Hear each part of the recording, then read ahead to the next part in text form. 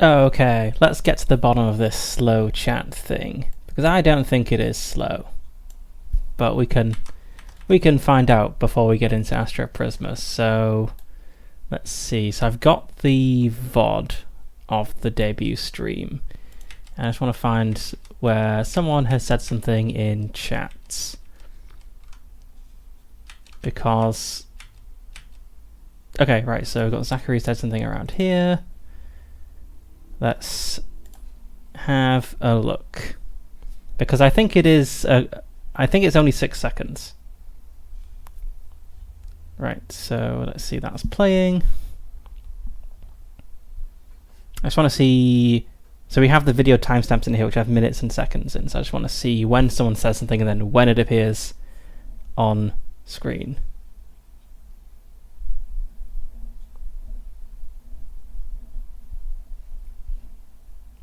And hopefully we won't be waiting too much longer.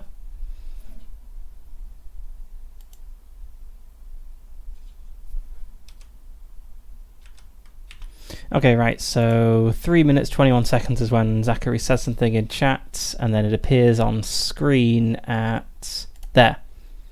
3 minutes and 27 seconds. So that seems pretty fast to me. I'm gonna type in Twitch chat now, though obviously there's a delay from what I'm saying and what appears on screen, but I'm gonna hit enter now.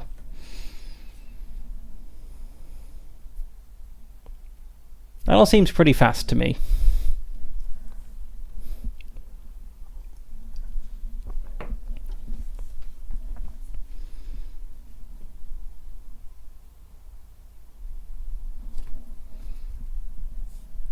So yeah, not sure what's going on there, but it's definitely there.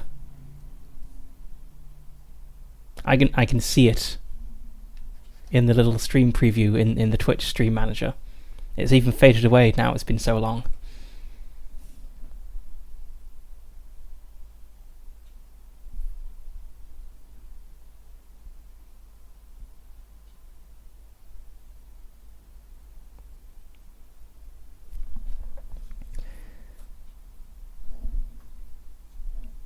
So I'm not sure what's going on, but at least in the VOD debut, the VOD of the debut, it looks like it's okay.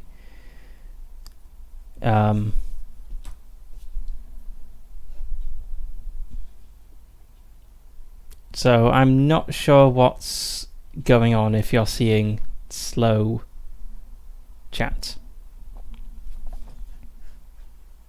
Because I've got the low latency mode set up.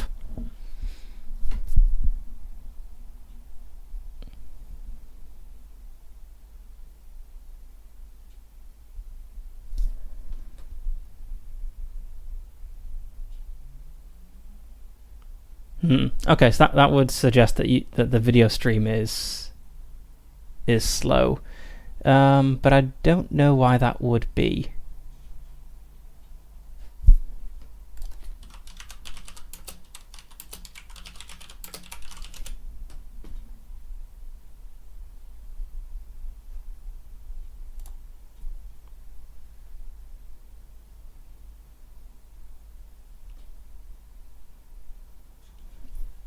Hmm, 10 seconds late video.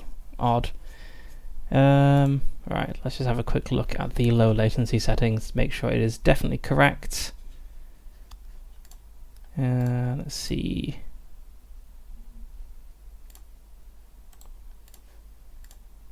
Settings, stream, low latency.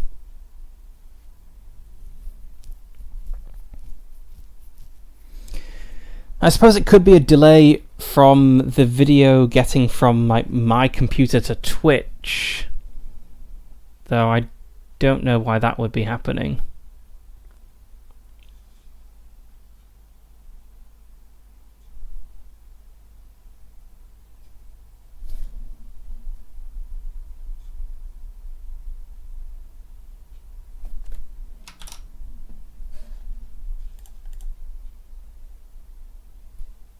Yep, I'm not sure what's going on. I'll look into it further off stream. But I mean, at least going by the VOD, it appears to just be a 6-second delay. So I'm not sure what else is slowing things down. But anyway, we're here to play ASTROPRISMA today. Yeah, there is a setting for like low latency mode, but I've got that enabled.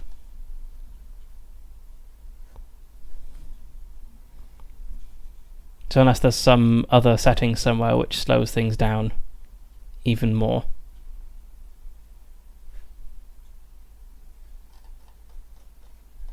But yes, ASTROPRISMA.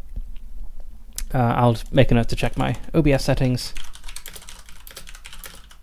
since everything looks okay on Twitch. Right, so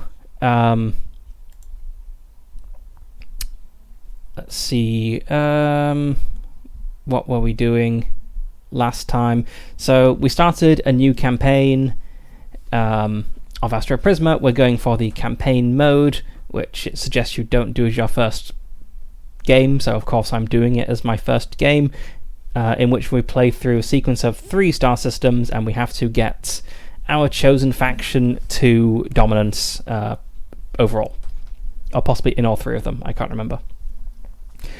We have 2 characters. We have my player character, who is called Silas. I almost called him Silas Desperado, but no, that's his origin. His name is just Silas.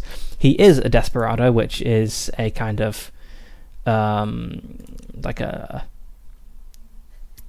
space cowboy.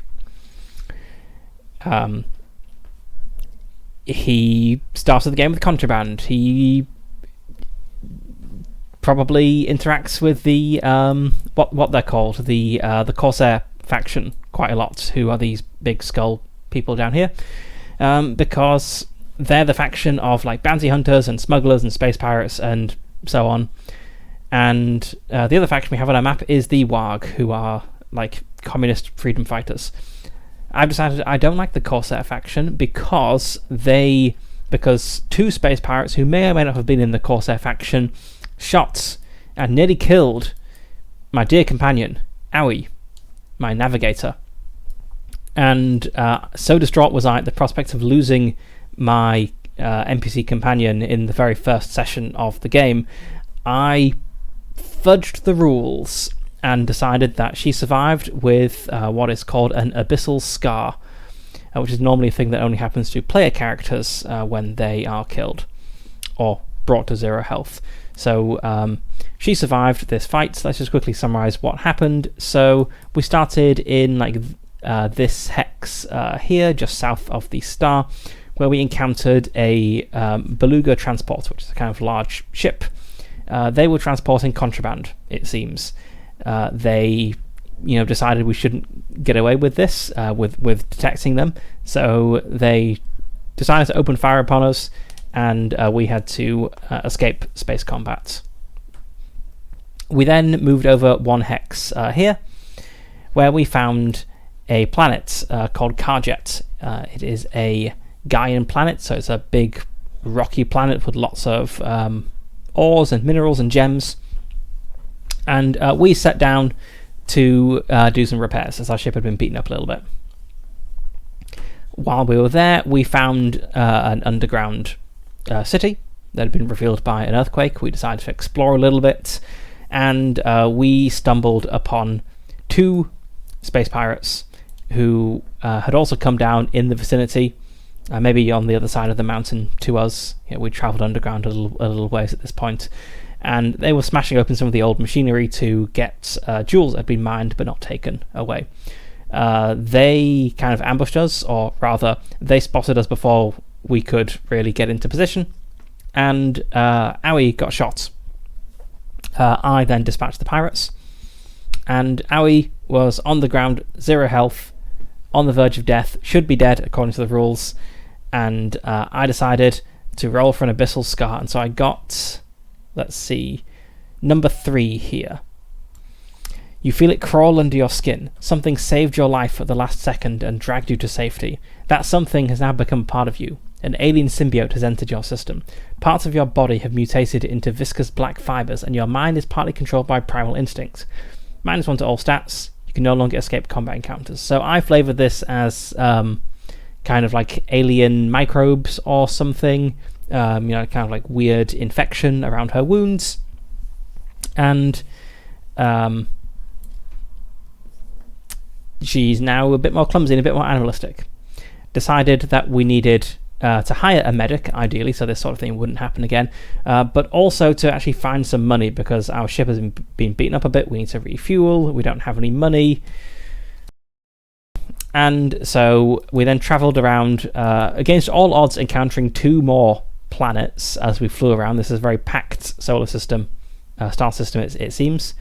But then over on the next hex, we encountered an ISF ship. The ISF are the Interstellar Federation. They are space capitalists. Intersolar Federation, rather. So I'm not really a fan of those guys, but they offered us a job. They said, hey, our ship is disabled. Can you transport some stuff to a nearby settlement for us? We'll make it worth your while. We accept, and they tell us where this nearby settlement is. It is a Corsair settlement, which is unfortunate because I don't really like the Corsairs. We don't have any, negative reputation with them, so it's totally fine. I just have decided I don't like them because space pirates like the Corsairs, and space pirates nearly killed my friend. So what I would really like to do this time is, we're going to open by going and completing this mission, getting a bit of money, and hopefully buying some more fuel and exploring the settlement a bit. But I'd really like to find a W.A.R.G settlement. So the W.A.R.G are the other major faction here, and they have a base here. But the way the bases work in campaign mode, you can only enter a base if you have favour. Or I realise now I may have misread this. Let's see. Something about bases.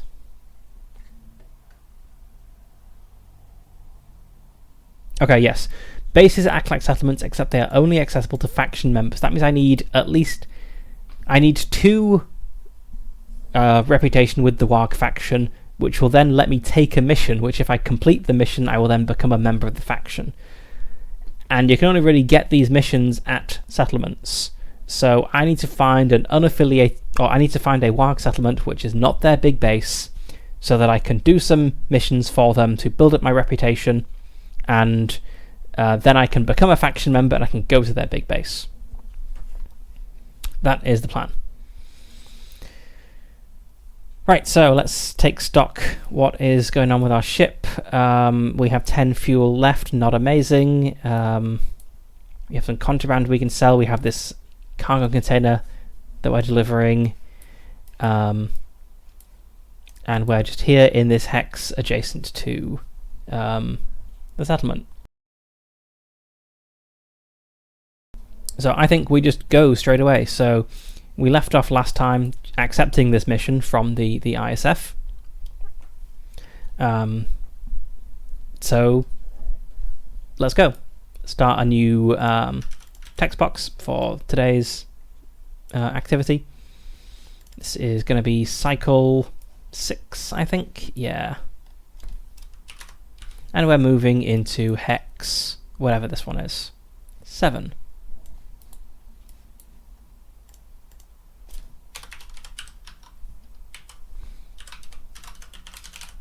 And this is a Corsair settlement.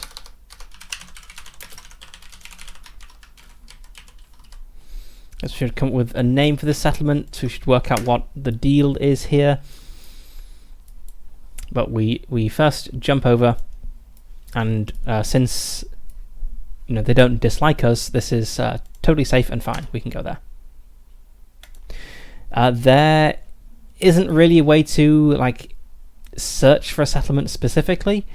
We only really find them by random encounters. So whether that be moving into a hex and actually finding just rolling up a settlement, or whether that's encountering an NPC and then they give us a mission which is to go to a settlement or something. So we found this Corsair settlement because the mission we got from the Intersolar Federation was this one here. A gigantic Edge Charger W cargo ship is docked in an orbiting trade hub. Hundreds of metal containers are loaded into its cargo bay while a group of engineers fix its engine. Our engine failed before reaching our next stop. We'll miss the deadline on the shipment, a merchant comments. He thinks for a few seconds and then offers to pay you 100 serum if you deliver the cargo to the nearest settlements. So I decided that we got this. That meant we should roll up where a settlement is because we don't have any on the map. Sometimes you'll have a mission which is, there's a settlement or something, 2 hexes southeast, go and do a thing. But yeah, there isn't really a way of intentionally getting them.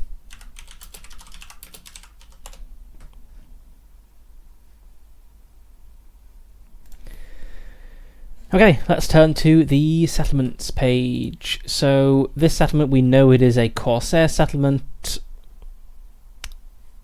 And okay.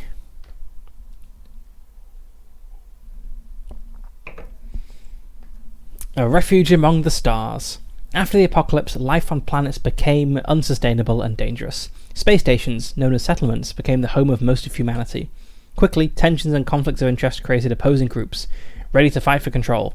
Factions with different ideals and goals spread throughout space. So we dock at the base of the settlement at the hangar. Our hull is fully restored. I believe our hull is already full because we repaired. We can buy new ships. We can buy ship modules. We can also refuel. Costs 3 serum per unit of fuel. We need 11 fuel, so that's going to be 33 serum. We currently have 75. Okay.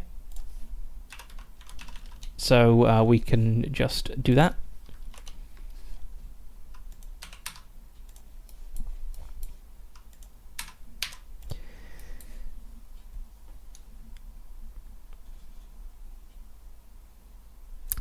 And let's turn to our random name tables.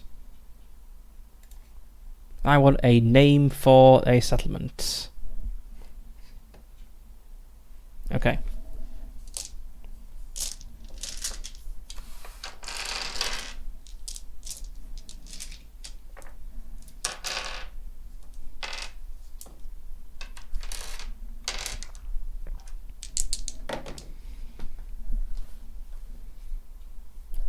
Okay, it is the Andromeda Palace.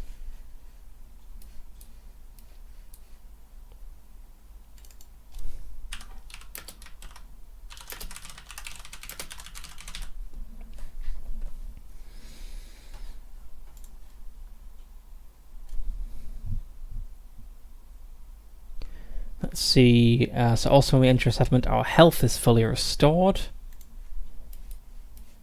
So that's good.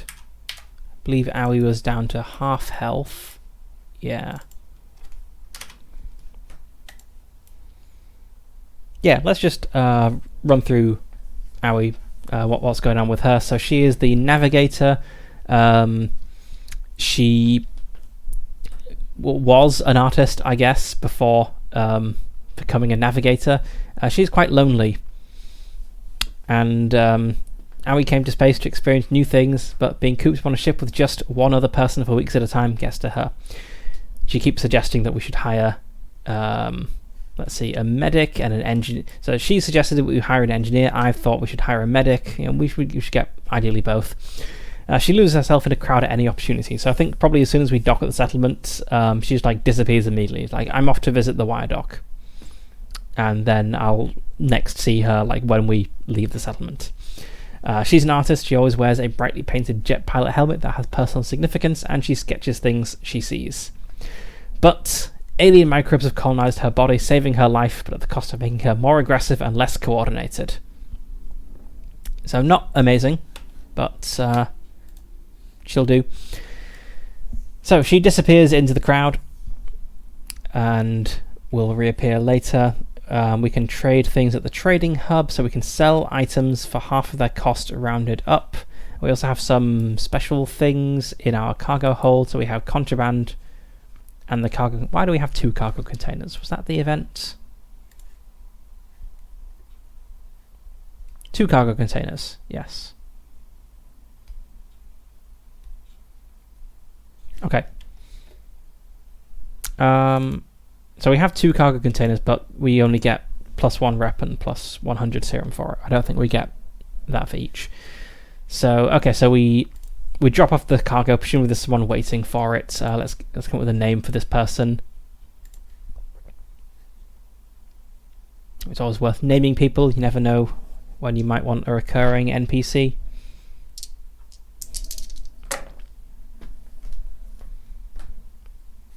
Okay, so there is a guy, Quinn, waiting at the cargo hold. Probably like tapping his watch, like it's about time.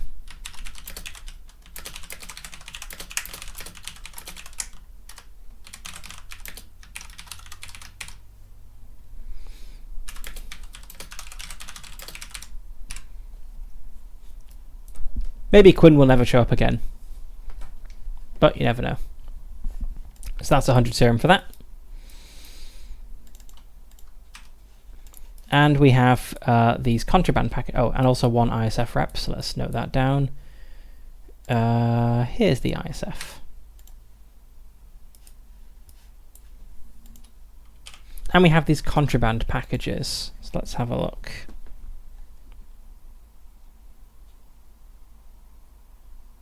I believe contraband was... Let's see, under like loot rewards or something.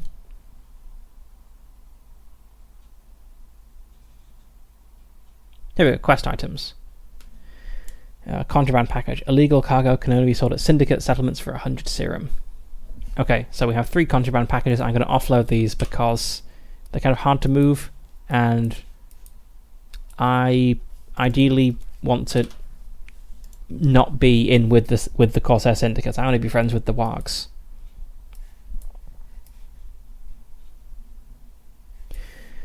Okay.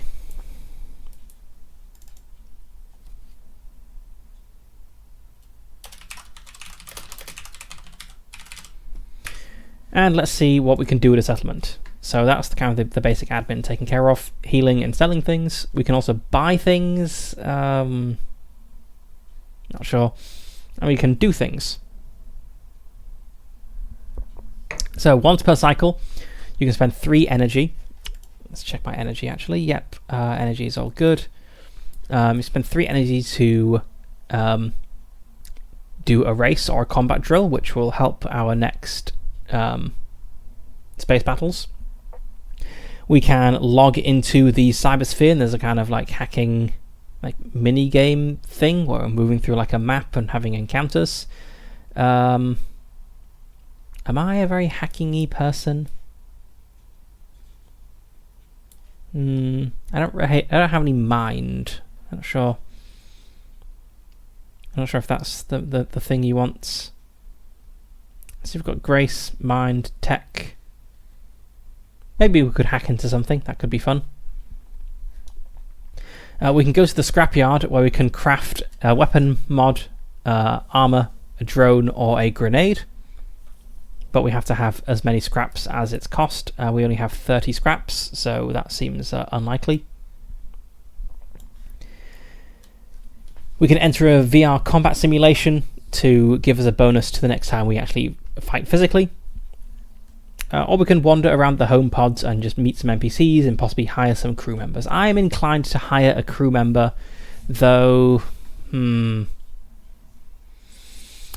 It would be nice not to hire a Corsair if I'm intending to like turn against these guys and work against them.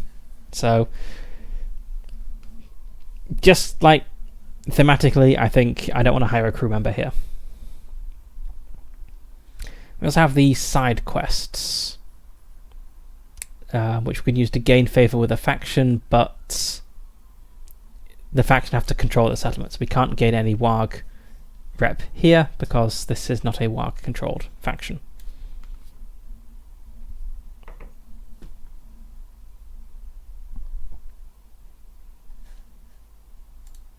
So look at these, back at these quest items.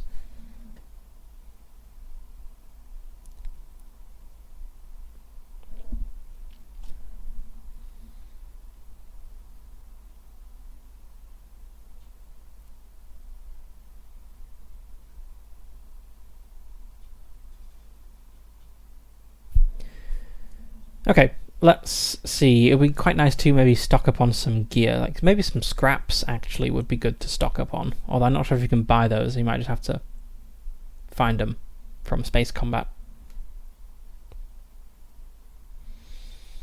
How much money do we have? We've got 442 serum. That's a fair bit. Anything useful we could maybe pick up?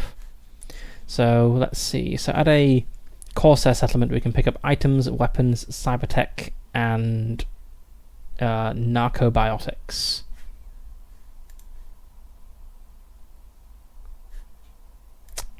Weapon. No, we can't pick up weapon mods.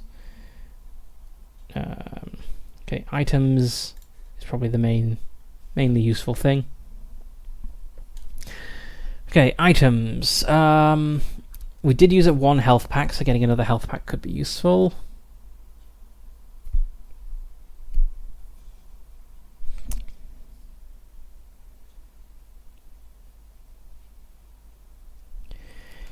Yeah, I think probably like not everyone at the Corsair settlement is going to be like a member of the Corsair faction, but they're going to be somewhat friendly with the Corsairs. I would expect. I mean, I could hire someone, and then maybe they also hate the Corsairs. It's a possibility. Let's pick up a health pack because we used one.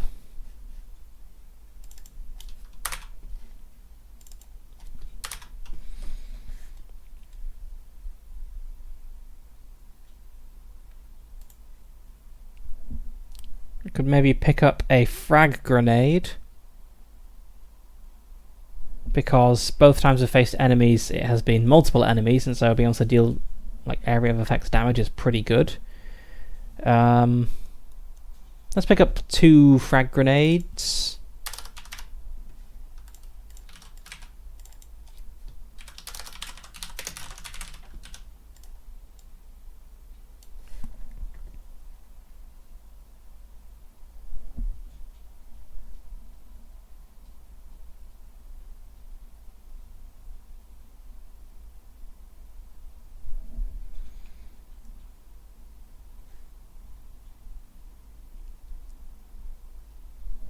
Could maybe even pick up a better gun.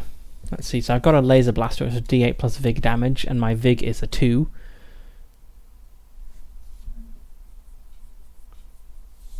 An ion carbine would be... Well, a gravity rifle would be even better. The gravity rifle would... In fact, did I give... No, I gave Aoi an ion carbine, but a gravity rifle would be pretty good. That would be D12 plus grace damage, and my grace is a 3.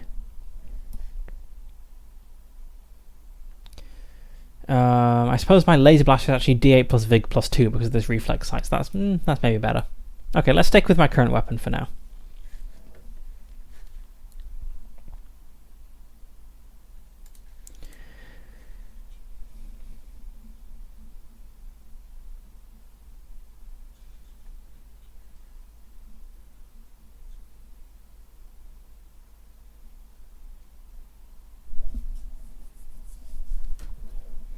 I think I'd like to do something here.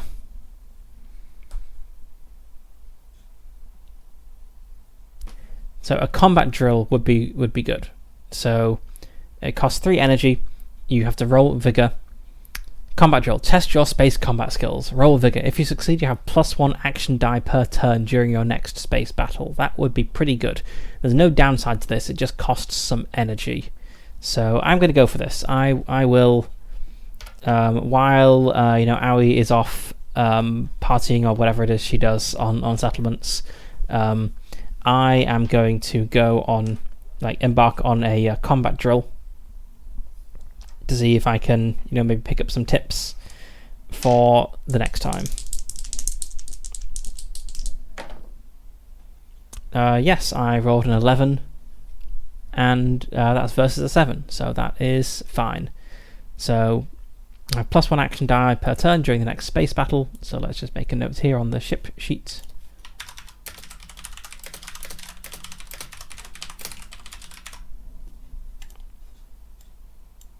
And let's mark off the energy. The energy will recover because I am at full health. I also don't have any armor. Yes, buying armor would be nice. Can't buy armor here. You can only buy armor at I think that's the ISF perhaps. Okay.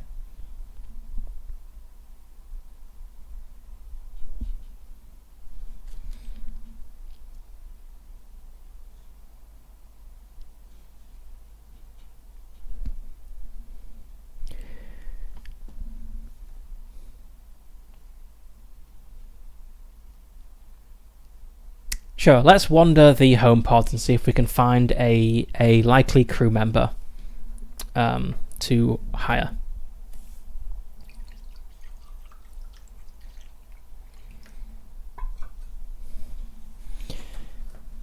So it says you can choose to hire crew members for your starship at the local shipyard saloon by paying their fees. What fees are these? Let's turn over to that page.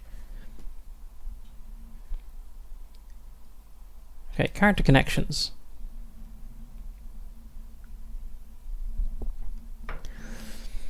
Almost every character you meet during your travels can potentially become your companion. To recruit them into your crew, you'll need to gain their trust by accumulating affinity points with them. After reaching 3 affinity with a connection, you can choose to recruit them as a crew member. You gain 1 affinity point every time you help a character or complete a request for them. Okay. Alternatively, you can hire crew members. You can gain crew members by hiring them at sections. To do so, roll them up. It costs 10 serum per cycle.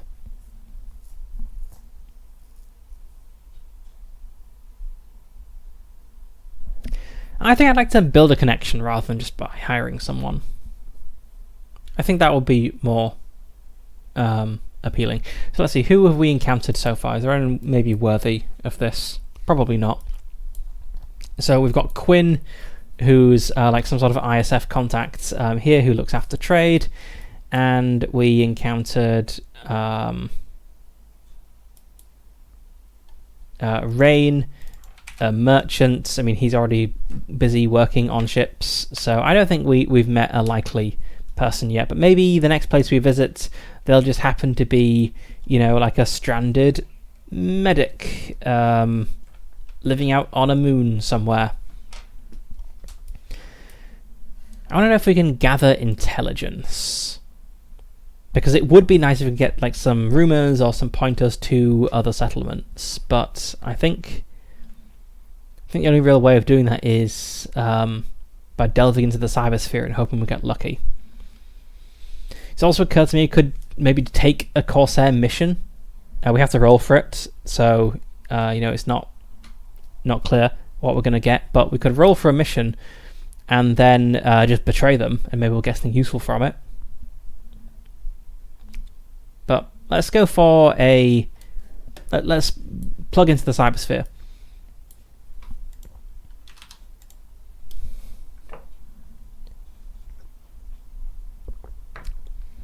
And then we'll go and party at the station saloon or whatever to work off the tension of being in the network. So, cyberspheres. Once per cycle, you may spend 5 energy to log into a sector of the cybersphere through the settlement's terminal link. The local network is represented by a circuit of 10 diamond tiles, of which we have them here. So we roll a d6, and I think I might have like a little map I can copy over. Let's have a look. No, I'll just have to copy it out of the PDF. Okay, let's start by working out which cybersphere map we've got. 3. Okay, I believe we've got a little space to draw it somewhere. Yeah, here we go.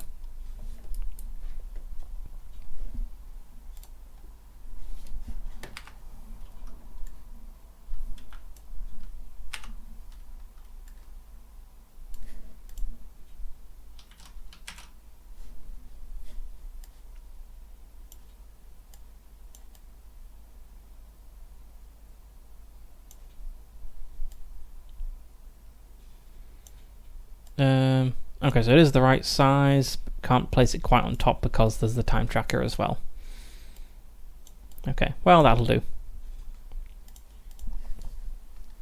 Right, so the way this works is we choose an entry point, which are these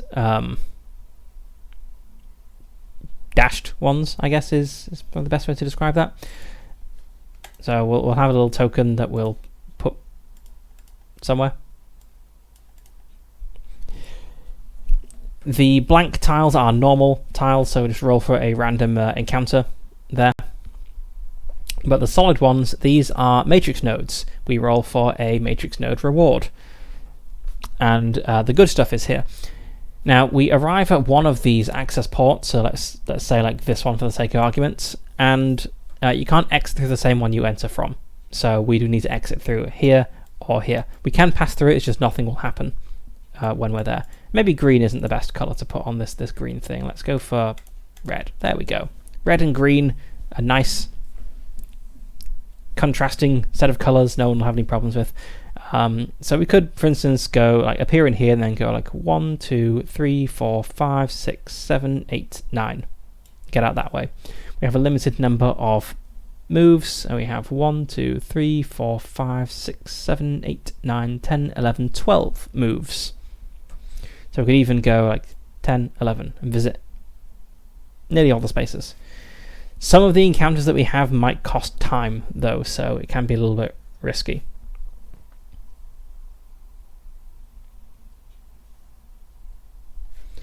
So I'm gonna plug into the network, we'll start there. And then let's move here. So one time passes. And we have to roll for an encounter. So this is a D66 roll. I'm going to treat the black die as the 10s. Be a 25 for the encounters.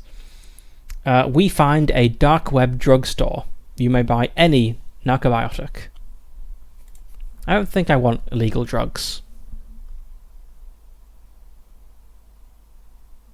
Let's have a look at what we got here. So we can overdose, which is bad.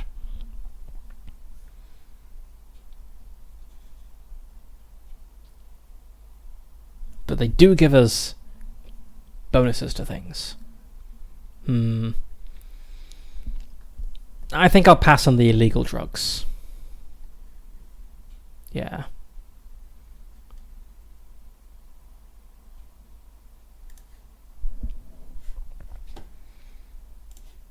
Let's move down here now.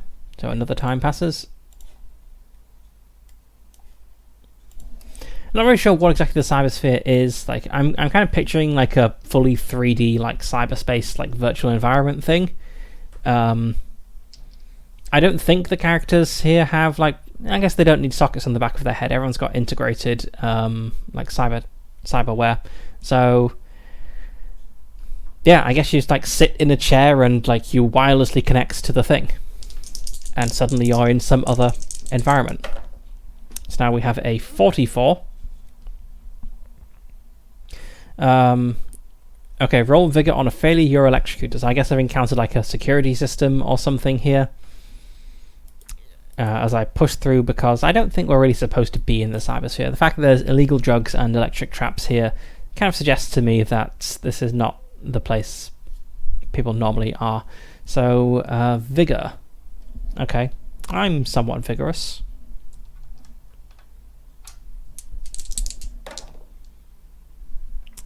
Just vigorous enough. So, I guess I'm maybe zapped, but because it's vigor, I shrug it off, I guess. Okay, now let's move up into our first matrix node. So far this has been a pretty safe trip into cyberspace. I was playing a game with a friend a couple of weekends ago, and we encountered, I think it was this one, 36, a net hacker and 2 drone operators blocking your path, and they were not very friendly. Okay, so we made it into a matrix node. So we should get some sort of reward from this. That is a 63. That's a high number. That's got to be a good one, right? A counterfeit trading license. Clock advances by 2. What is a trading license? You can now sell exclusive items from other factions at ISF settlements, excluding narcobiotics. Gain an extra 10 serum when selling them. Okay. So that took 2 time.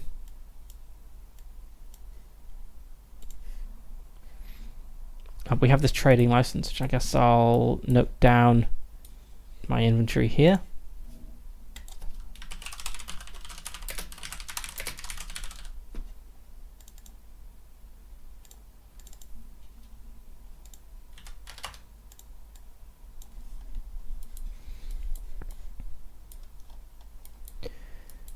Right, so we're nearly halfway through our time.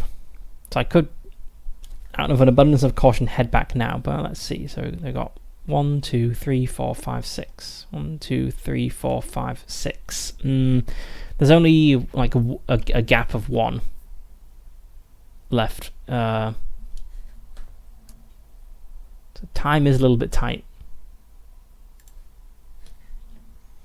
I think most of the matrix nodes do advance the clock, so we might get stuck if we reach the limit. And if we reach the limit, you get an abyssal scar,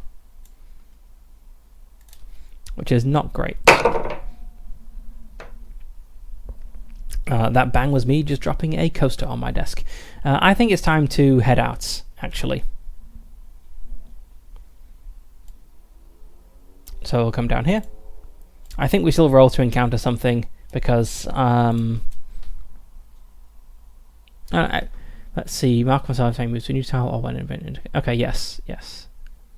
When you enter an unexplored normal tile row for cyberspace encounter. Okay, so I guess we can move without anything bad happening.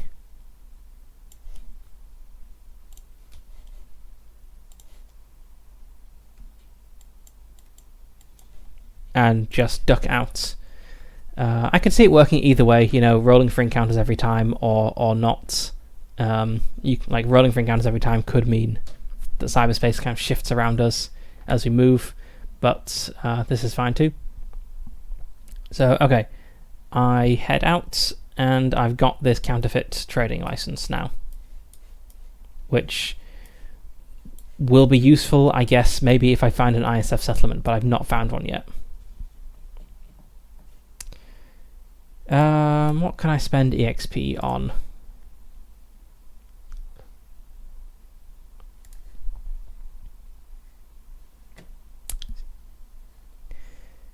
You spend it on new cybertech implants and on starship modules. I don't think I can afford any starship modules because they need scraps to build.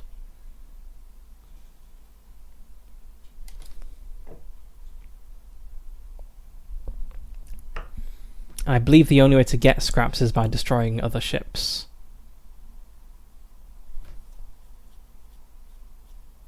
Scraps, pages 26 and 48.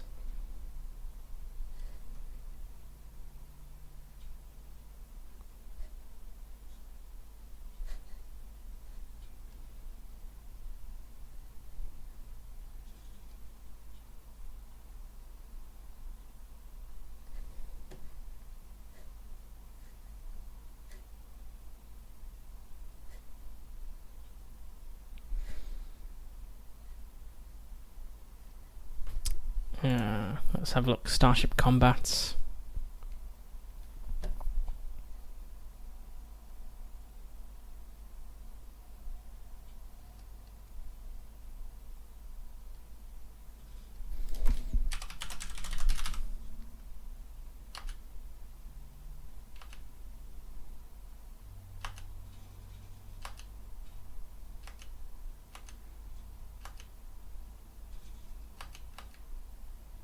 Okay, you can acquire scraps by dismantling items, getting scraps equal to half their cost. I could have sworn you also got scraps in space combat, but maybe I imagined that.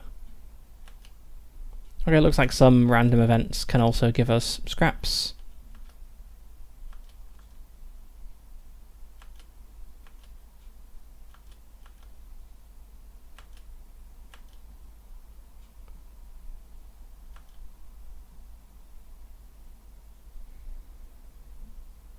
I could also get it from loot.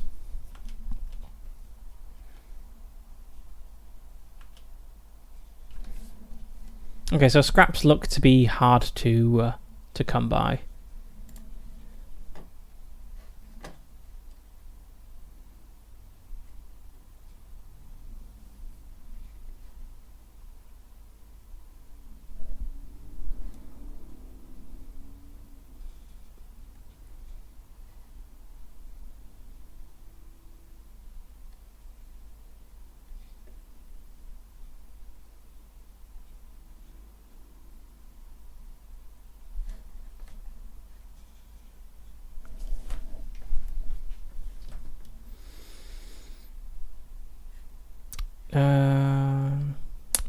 Trying to find where it says what you get for, destroying ships, but it doesn't actually say there.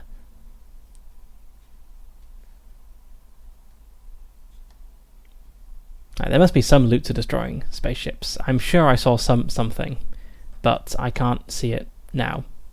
But I guess we can work that out when we next get into a space combat.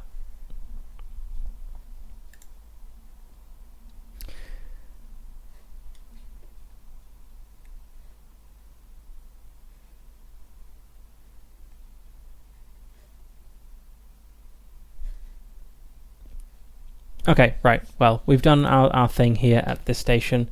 So I guess I'll just spend some time wandering around. I suppose I could potentially encounter someone who I could befriend and recruit to my crew. Let's ask the Oracle. It's always a handy thing to do. Let's turn to our Oracle table.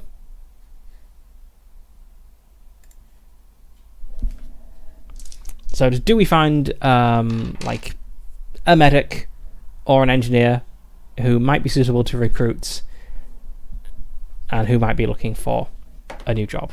5. Yes. Okay, let's roll for a word related to this. Regression.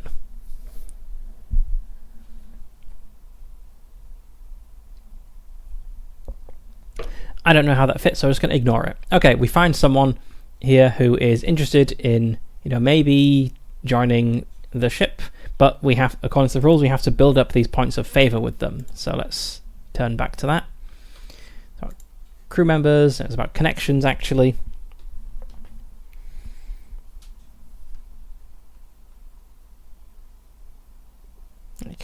NPC connections. Here we go.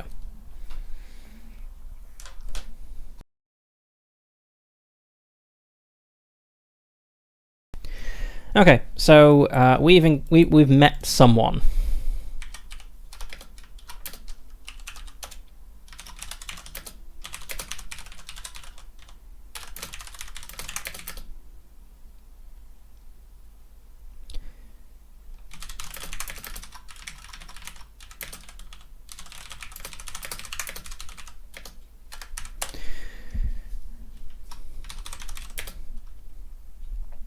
So while relaxing in the hustle and bustle of whatever it's called, the home pods,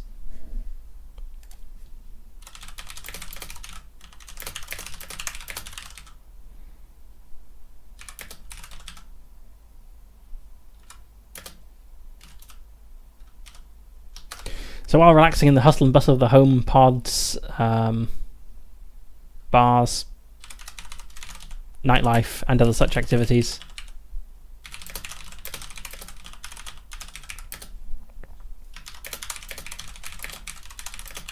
I found myself talking to, let's see, is it a medic or an engineer? Let's just say 50-50. 1 to 3, it's a medic. It's a medic. Out-of-work medic called... names.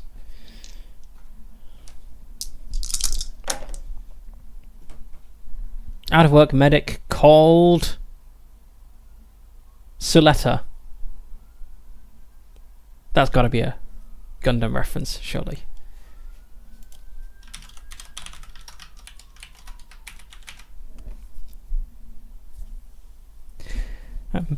Goes back to being a medic after stopping for some years, possibly. I wonder how he's going to feel if I end up just like completely coincidentally with a crew of entirely women. So I found myself talking to an ad-hoc medic called Suletta, who... Let's work out some details of this person and note them down here, because we're hopefully going to see a lot more of this person.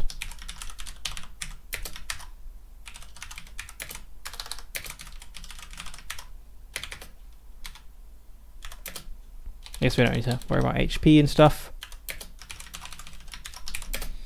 So let's roll up an NPC. Trade. So we've got trade, emotion, and look. To trade is 7, a scavenger. Emotion is 12, creepy. And look is 9, bloodstained shirts. A creepy medic who wears a bloodstained shirt.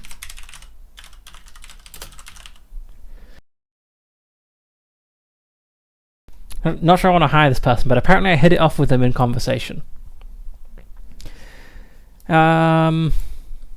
Okay, let's go for a reaction to see like what the vibe of this conversation is. You know, we've struck up a conversation, but what's it kind of like? 3, threatening. Okay, that's a very odd conversation.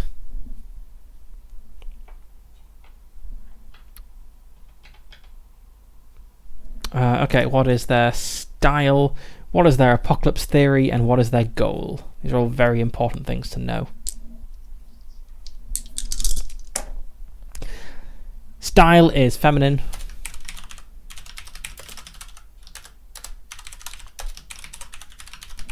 Goal is... apocalypse theory is... It was caused by an omnipotent divine being.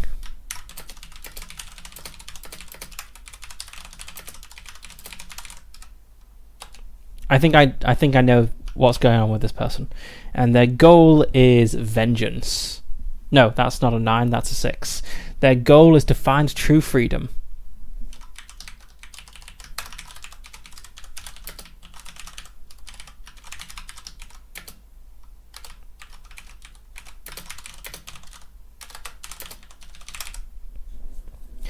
Okay, so this person may seem a hopeless candidate.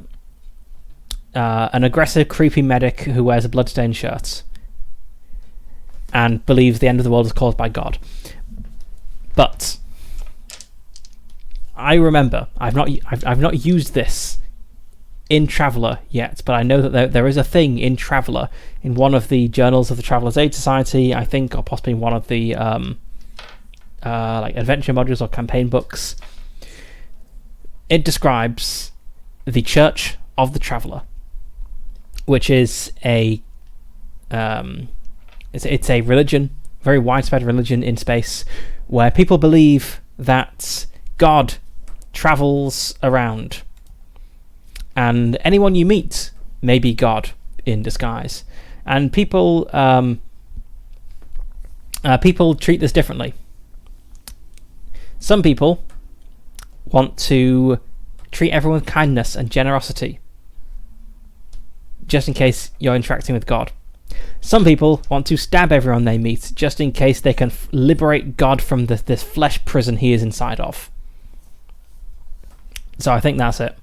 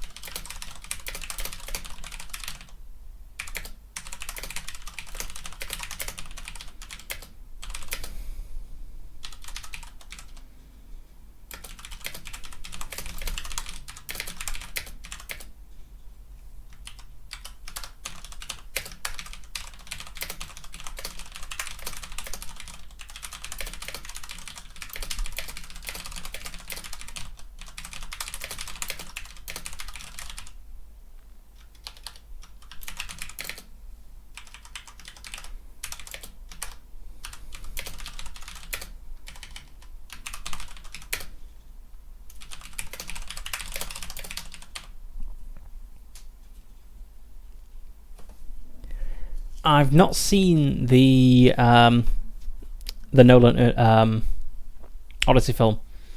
I've heard mixed things about it. I think generally good things. I'll definitely check it out at some point. Yeah, it's a fun idea.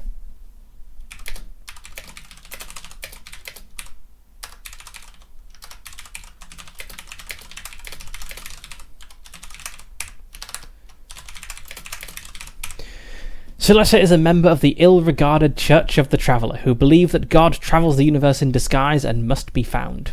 Some adherents treat everyone with generosity and kindness, in case they're interacting with God. Others stab everyone they meet, in case they can liberate God from his prison of flesh. So I think I see this person this creepy person in a bloodstained shirt, like sitting by themselves in a bar. And maybe I'm just drunk enough to think I should go strike up a conversation with that person. There is a blur of activity, and I narrowly escape being stabbed. But then I managed to... Maybe her particular madness is that she thinks, if someone successfully defends themselves, clearly they're not God, because God would want to escape his disgusting flesh prison. And so we strike up a conversation after that. I see, anyone can be Zeus in disguise. Yeah, I think I've heard that before.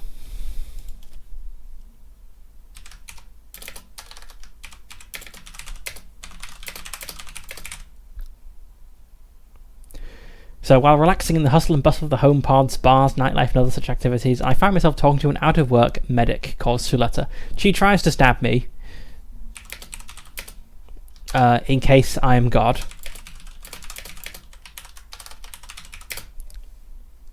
But I managed to talk her out of it.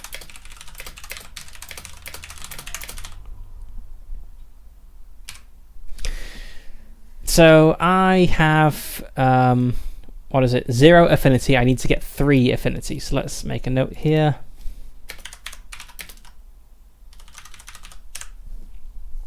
You gain affinity when you complete when you help them or when you complete a request. So the requests are going to be these things here.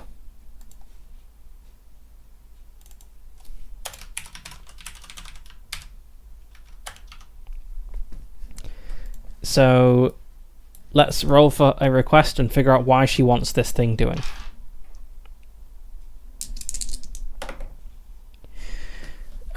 She would like a taser shell for protection against thieves and looters. A taser shell. I can just buy that here.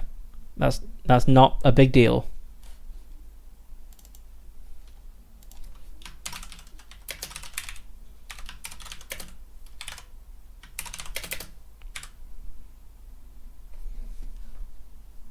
Okay, so we strike up a conversation. I, for some reason, decide this would be a good person to recruit. Once I've introduced her to Aoi and said Aoi also doesn't want to be skinned, this person clearly knows their way around the human body, as is evidenced by the blood all over their clothes. Clearly a good and capable medic.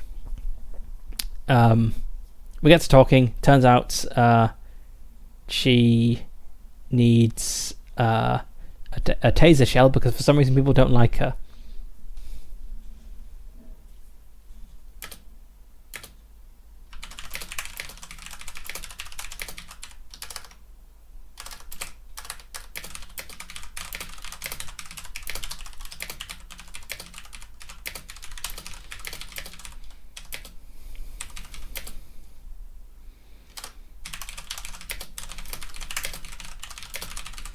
For some reason she can't quite grasp. People often don't like her and she sometimes gets into dangerous situations.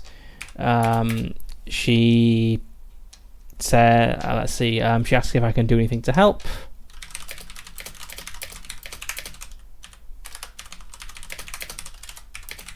And in my drunken state I decide it's a good idea to buy her a taser shell.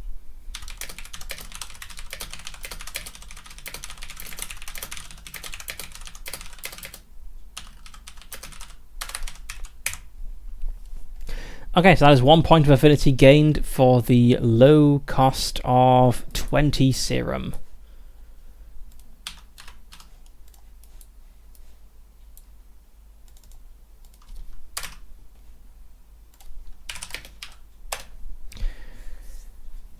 Let's see what else she wants. You know, the conversation continues. I like return with this taser, and she's like, "I can't believe it. You actually did it."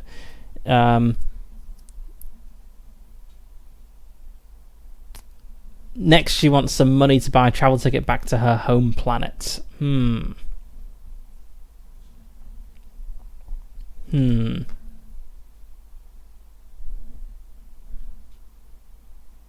Okay, so I guess we're not going to get through all 3 missions, you know, in this drunken conversation.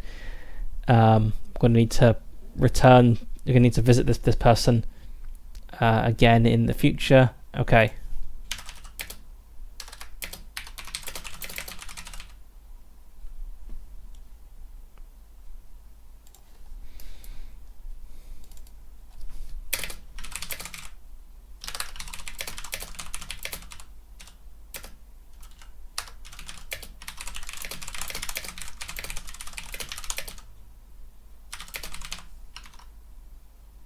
When I return, she says, "Holy shit, I can't believe we did that," and presses her advantage by asking if I could buy, let's see, maybe she's taking advantage of me at this point. Telling me sob stories of her time, of her hard life on the settlement.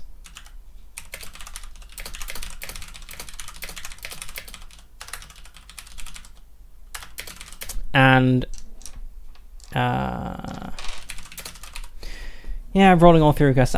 Given that the second one is money to go back home, I feel like maybe I should get the third mission when I visit her at her home. Okay, sob stories of a hard life settlement ends with asking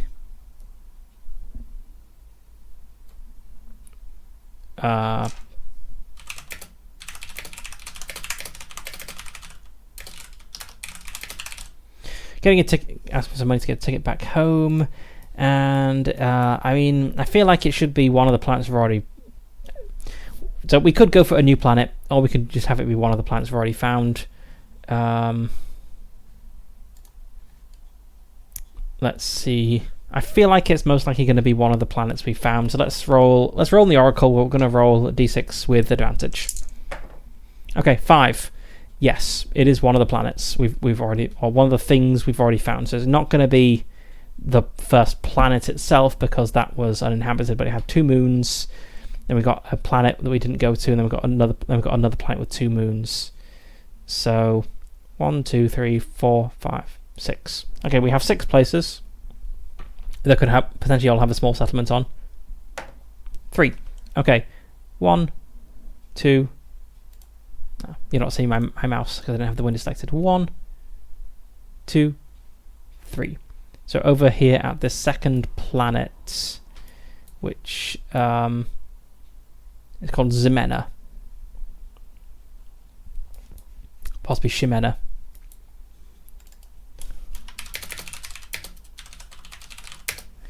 A small settlement, maybe like a small mining settlement. Let's see, is it mining settlement? I don't know. Let's roll for a word to see what sort of thing it is. So we're going to have vengeance or prophecy.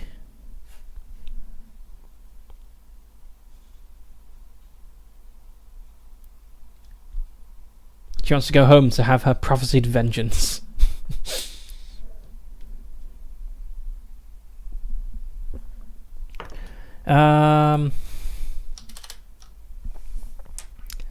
So in this setting, people don't really live on planets unless they have a reason to. So it can't just be a small village or town on the planet. It needs to be there for a purpose. And Gaian planets, I think, are the mining places. Let's have a look. What sort of things we have happening on Gaian planets? Gaian planets are dry and rocky with sand deserts taking up most of their surface. It's Tatooine. Despite their arid nature, they were extensively settled by the ancient galactic empire due to precious jewels found below surface level. Many giant planets were terraformed, introducing water and plant life into their ecosystem. So yeah, I feel like a mining settlement or like a scavenging settlement, dismantling the old equipment for scrap and that sort of thing.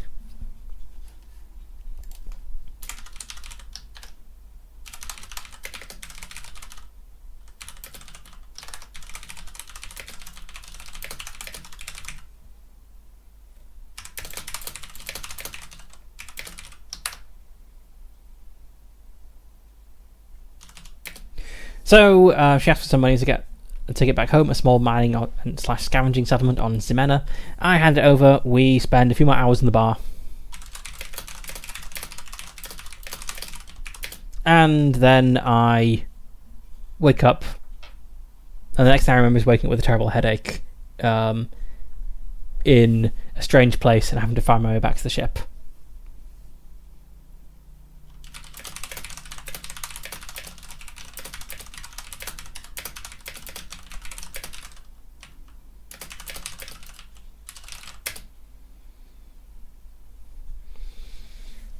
Did someone pick my pockets while I was unconscious? Probably.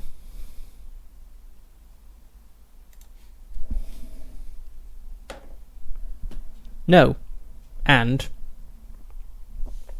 something else happened. So not only did someone not pick my pockets, something happened.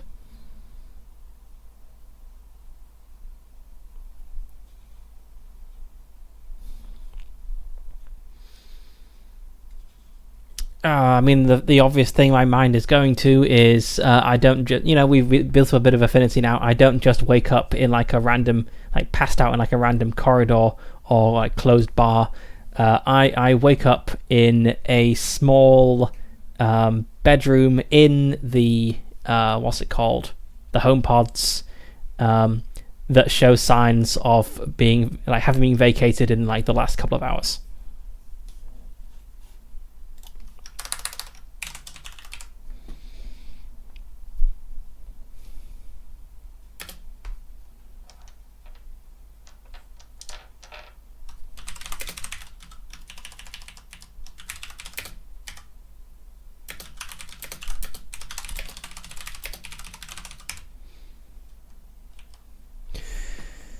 So I handed it. So she asked for some money. I hand it over. We spend a few more hours in the bar, and the next thing I remember is waking up alone in a strange bedroom that shows signs of being recently vacated.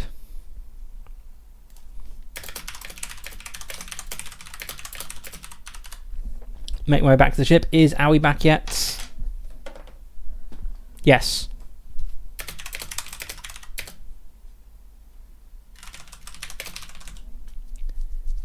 Has she also been up to something exciting? No.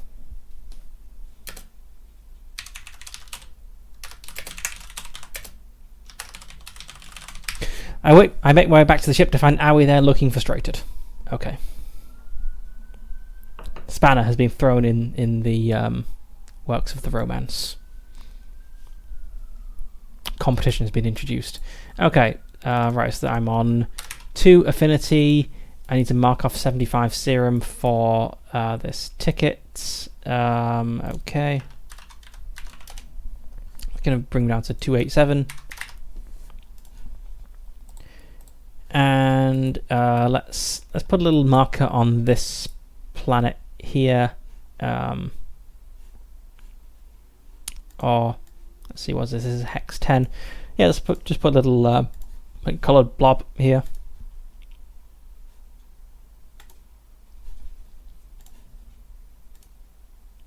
To indicate there's something there. Okay, so letter hex 10, 2 out of 3 affinity.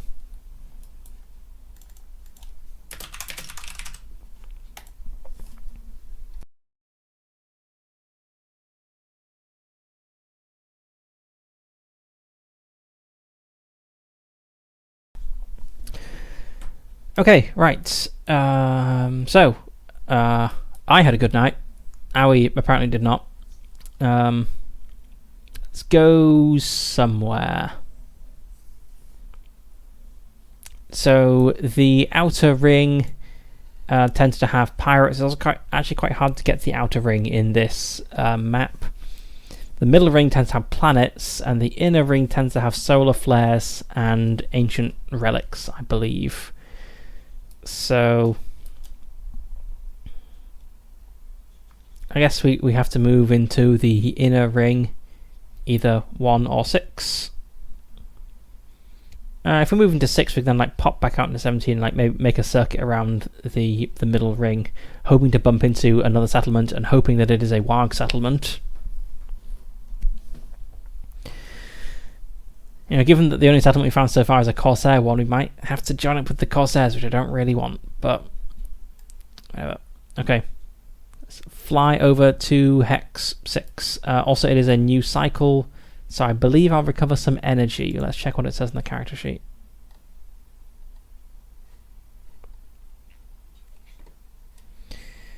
If you have 20 health, recover 3 energy at the end of each cycle.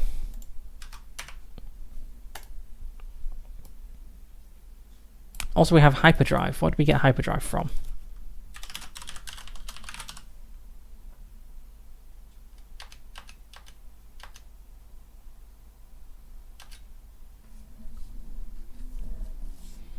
Okay, so the navigator can do it. I don't think we have that ability out. No. We can get a hyperdrive by defeating a boss. Okay.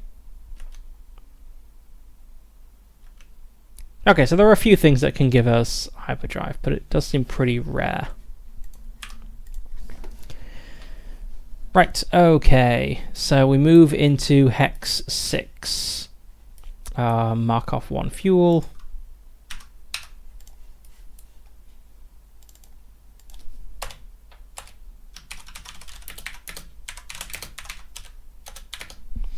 And let's get an inner ring encounter.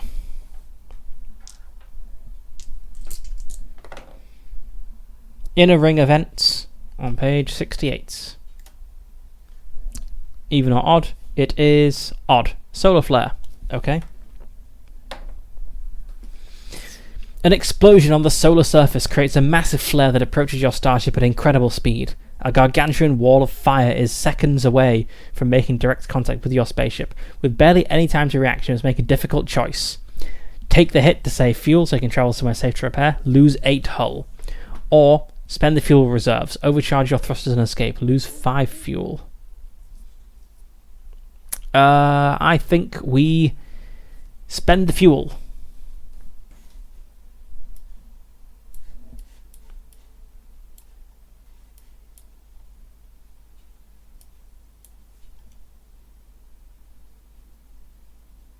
Yeah, we can still move around a fair bit with 14 fuel.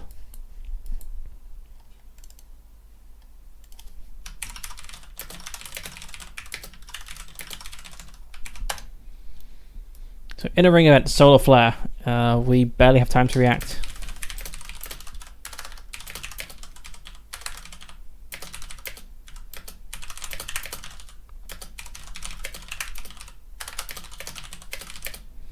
We barely have time to react when a gout of fire bursts from the star and flies towards us. Are we the pilot or am I the pilot? I'm the pilot.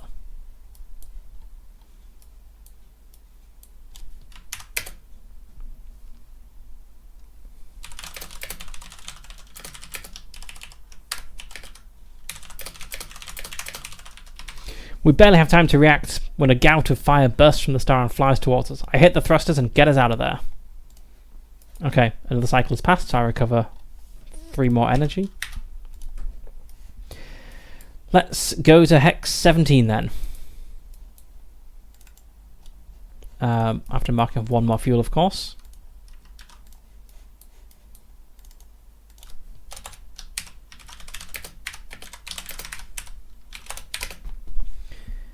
Now we need a middle ring encounter. 6, a faction encounter. Ooh. Let's roll a d10 to see who it is. It's the Medusa. Okay. But I want a W.A.R.G encounter.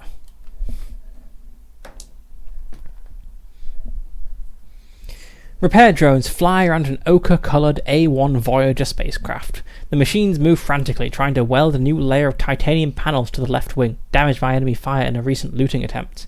The pilot, a drone operator, tinkers with one of the drones in her cockpits.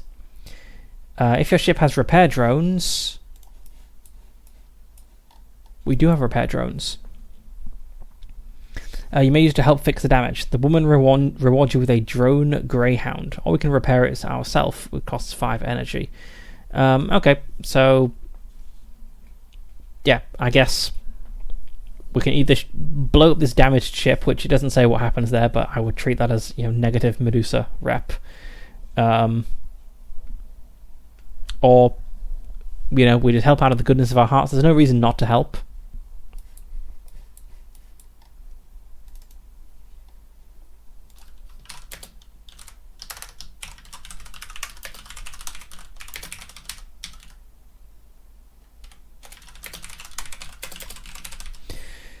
So we encounter a damaged A1 Voyager.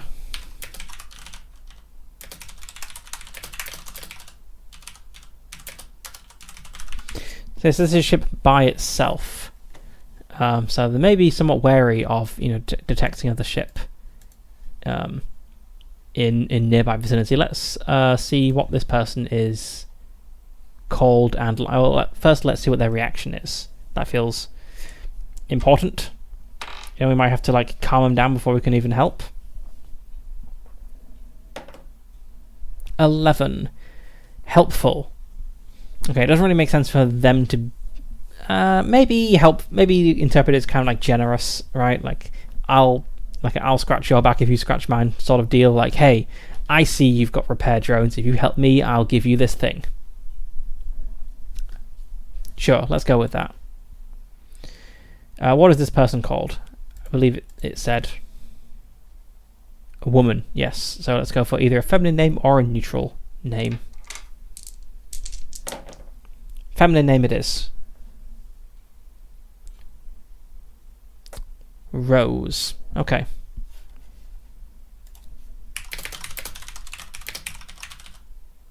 I guess she's a pilot if she's the only person on the ship. I think it even said she was the pilot, yeah.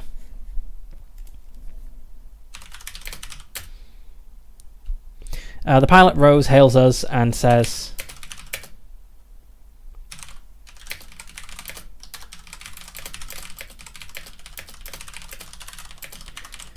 she scanned us and can see we have repair drones. I'm not sure how frequent this. I kind of feel that this should be a bit unnerving for us. Like, oh, this ship that this damaged ship we're approaching knows more about us than we know about it. So she says she scanned us and can see we have repair drones, and offers a deal. If we help her, then she'll give us a, what was it? A drone greyhound.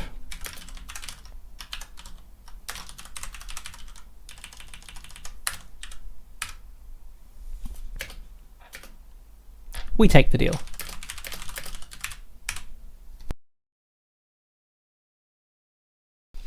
Okay, let's see what a drone greyhound does.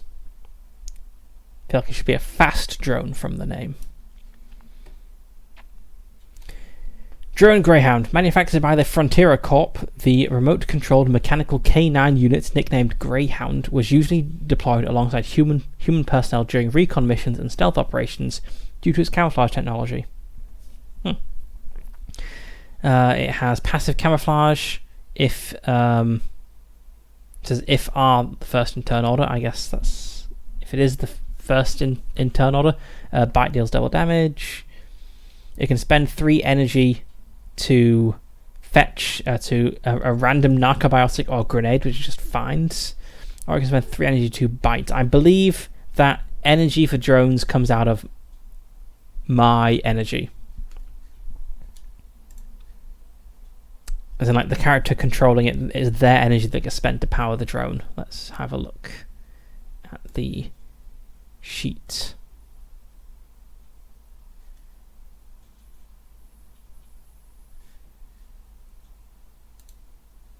Hacking and drone rules. Here we go. Here's the Medusa faction. They're pretty cool. Okay, drones. You spend a main action to deploy a drone. Once it's active, you can use it as with a side action. And yeah, it doesn't say otherwise, so I guess it is coming out of my energy.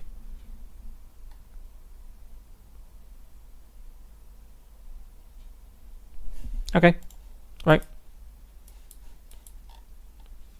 Is this inventory or cybertech? I think it's probably inventory. Yeah, cybertech is separate. Memory slots are for hacks, so I think this is inventory.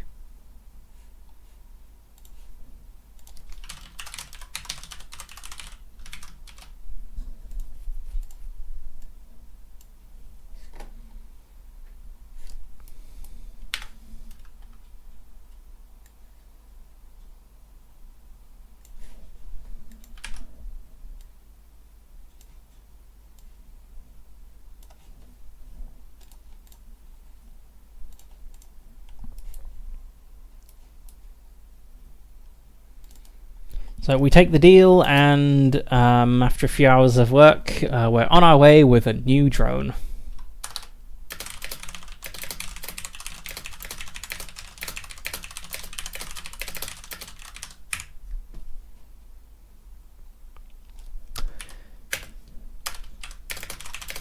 Not bad for something we didn't really have to put any effort into.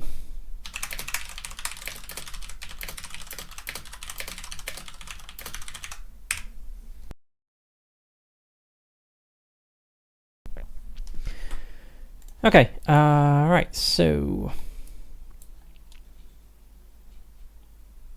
I guess we have like some empty space, like here and here, which we'll reroll what's in that empty space when we, visit these hexes again. Let's continue on to hex 16, and let's roll up what's in hex 16, and then have a break because there is an ad about to come up.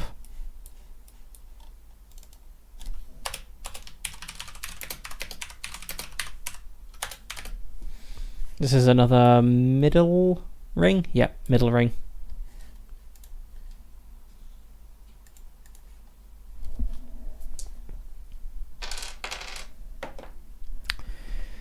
A neutral encounter.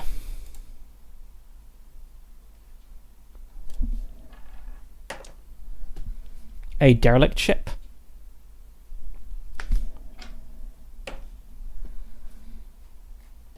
A modern contraband ship damaged by the impact of a small asteroid. Okay.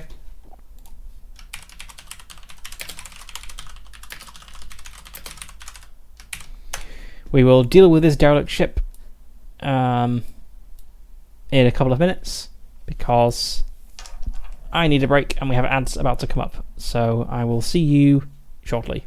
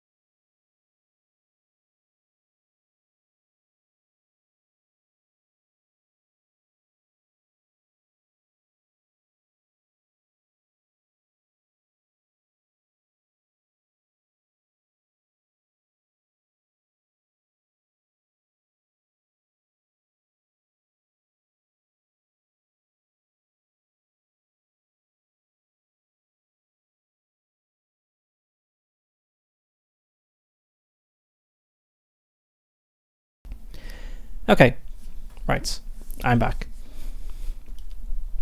And yes, because I don't have like a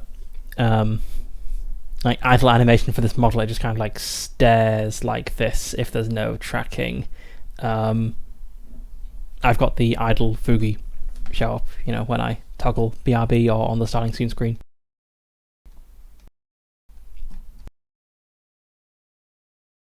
I think it works pretty well.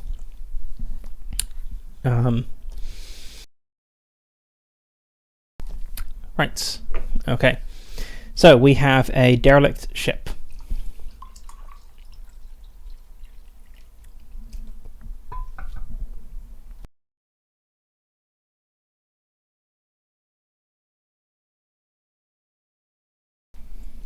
And we rolled up number 6 here. A modern contraband ship, so I guess very similar to the one we've got down here. But this one has been damaged by the impact of a small asteroid. So if we go inside, we can find the corpses of 2 space pirates, dehydrated and decomposing. If they're decomposing, I guess it wasn't exposed to vacuum, it was maybe just knocked around enough to kill them. But I don't think things decompose in a vacuum, right? Because all the bacteria would die. I think I'm going to look this up now, I'm curious.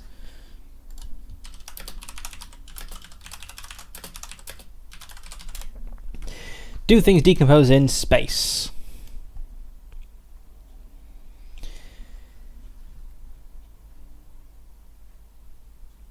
Apparently this is a common question. There's many Google results for this. Let's look at the BBC Science focus. Would a corpse decay in space?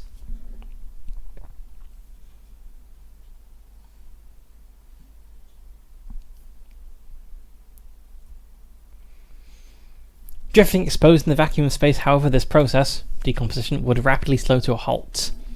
So the water boils off, what's left freezes. So, okay. Apparently you just kind of dry out in space.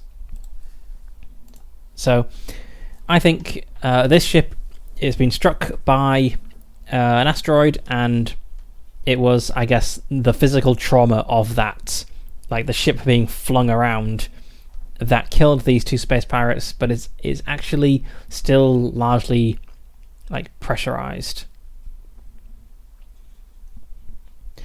So we can find 2 random narcobiotics and a hidden stash worth 100 serum. It'd be kind of interesting to make this into like a space dungeon crawl, but we don't really have like space floor plans for this.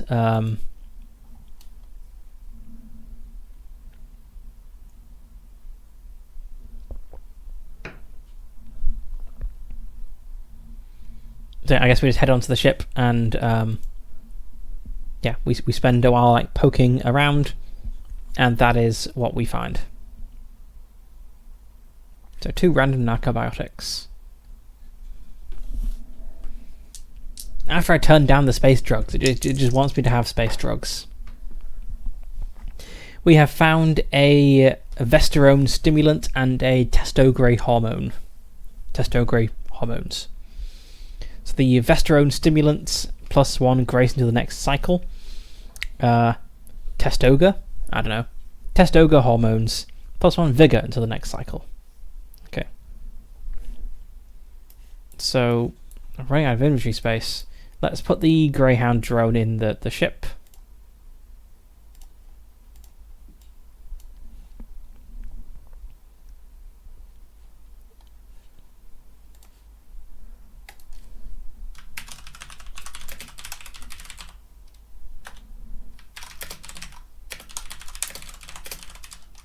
It's not noted down what it does. I can look it up.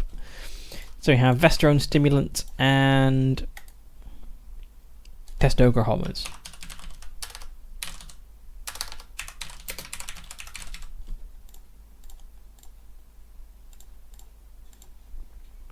And 100 serum worth of just general stuff.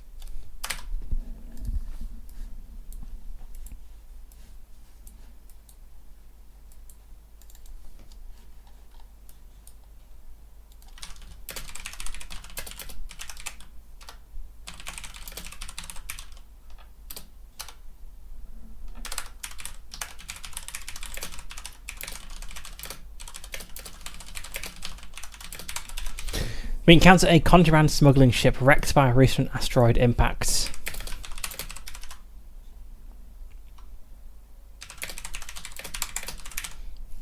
The ship's broken in half with the two parts orbiting each other.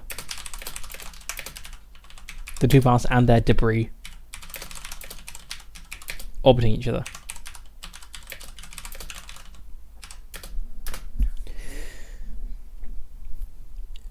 No response on the comms.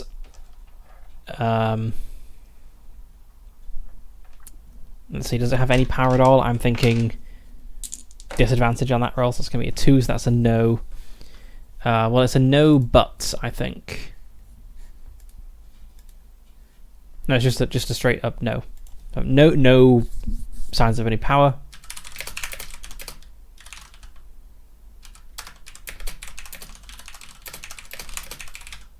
No signs of any power, no response on the comm. Not even an emergency beacon.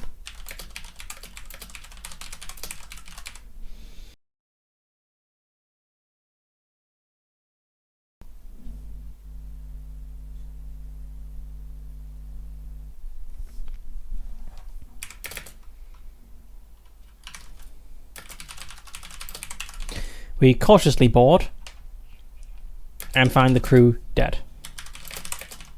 The crew, 2 space pirates, dead on the bridge. There's still some air,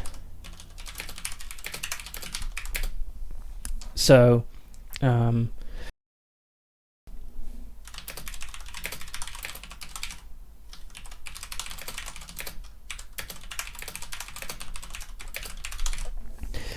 there's still some air. It looks like blunt force trauma from being thrown around killed them rather than decompression.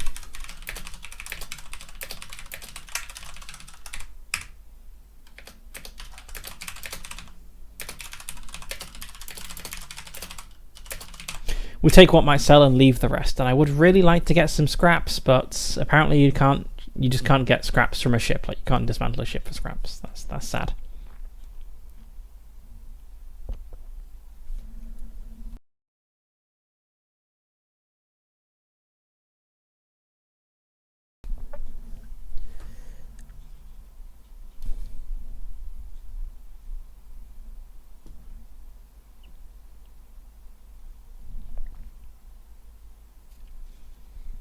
Yeah, I'm not even sure how to like house rule dismantling a ship for scraps because I don't know what a reasonable number would be.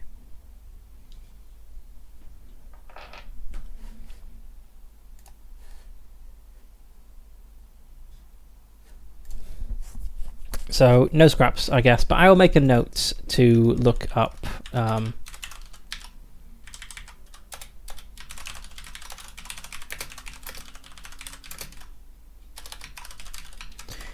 see if anyone's got any like house rules for dismantling ships or scrap or something.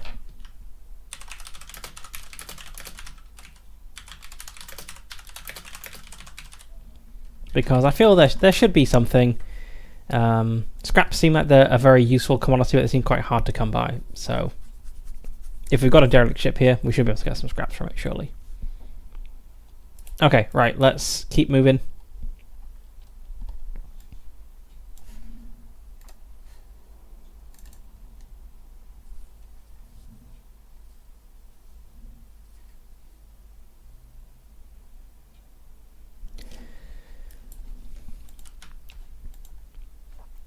I've been marking a bunch of hexes as blank, but I think I probably actually should be marking these with encounters. Yeah. So my thinking was a solar flare isn't like a fixed, like permanent thing. So there could be more in there, but actually no, it's going to mark this as a solar flare. Okay, then 8, that was the ISF ship encounter. Let's put that there. 17, that was the Medusa ship. And we've just had a cargo ship here, so let's put the big ship here as well. And let's have a small ship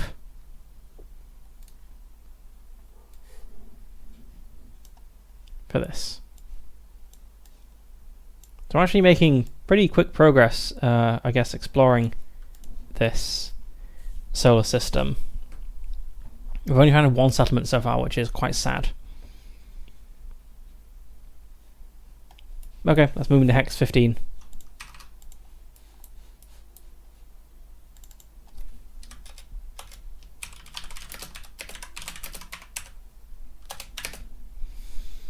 It is another middle ring encounter.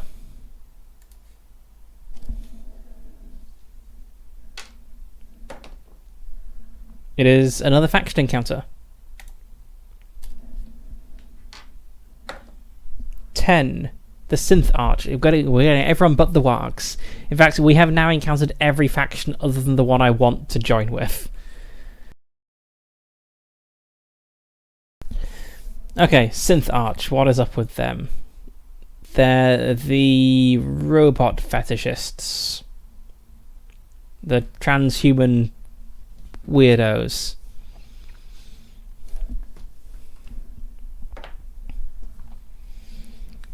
A snowstorm Delta starship running low on fuel transports a group of synthetic human clones. They have just escaped from a factory that employs forced clone labour located on a small orbiting asteroid 4 tiles northeast from here. Avenge the clones.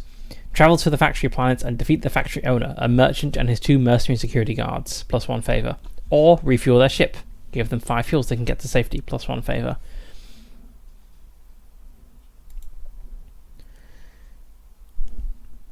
Okay, right, 4 hexes northeast from here. Well, we don't have anything northeast of here. I guess it could maybe... It has to be this one. 33.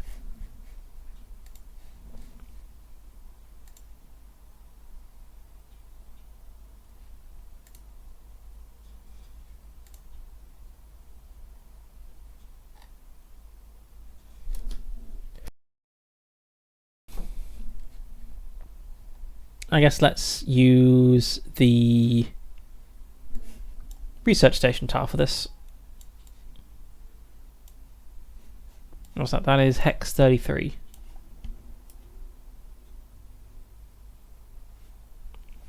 I think in campaign mode we actually need to visit every hex. Let's just have a look. No, it's just once you've mapped the entire star system.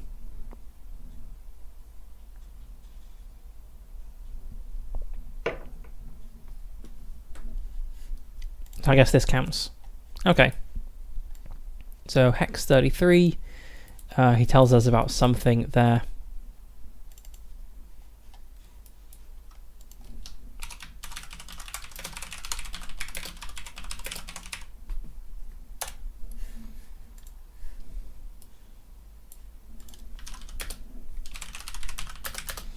So we encounter a Synth Arch ship running on fuel.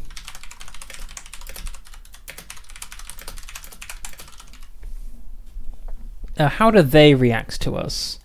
Where's my random table for reactions? Here we go. 4. Suspicious.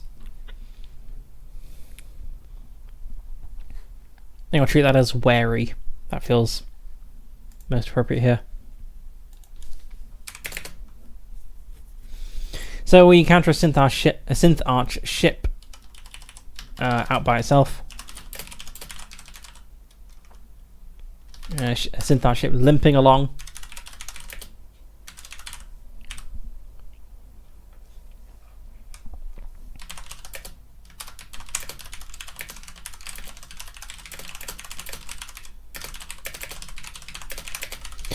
The pilot warily responds to our hail with a request for fuel.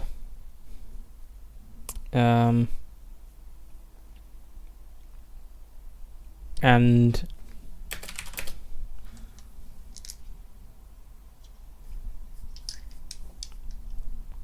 let's see.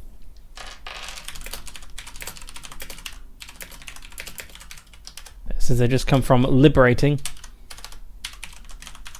a factory, a clone factory in Hex 33.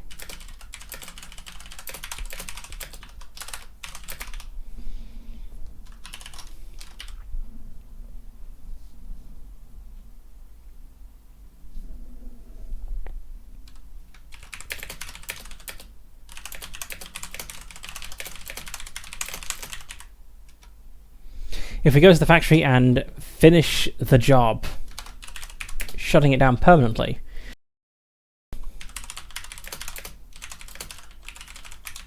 they will be grateful. I think we pass by this opportunity.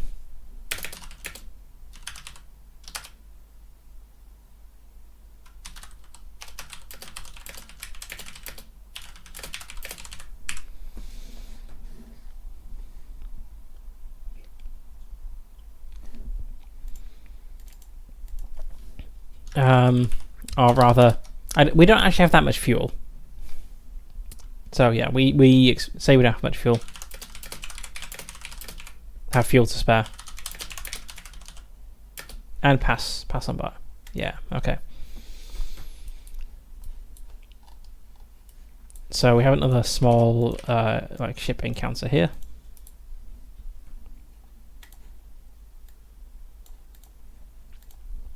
We only have 2 tiles left in the middle ring. The ring which has most of the settlements in. Let's see, running low on fuel. So if we go 1, 2, 3, 4, 5, 6. Okay, so yeah, we can easily make it back. So let's finish exploring the middle ring, and then we'll head back to buy some more fuel from the Corsairs.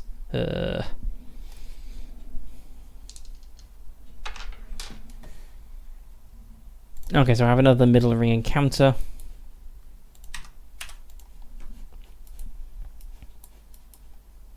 I also kind of want to fight something because we've got this. You know, we did the combat trading. We got +1 action die per turn, but nothing to fight yet.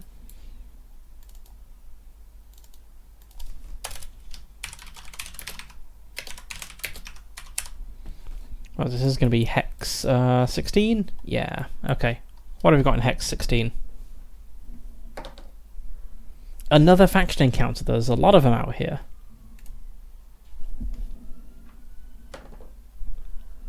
The Corsairs! Ah, come on! I suppose we are near the Corsair base. Fine.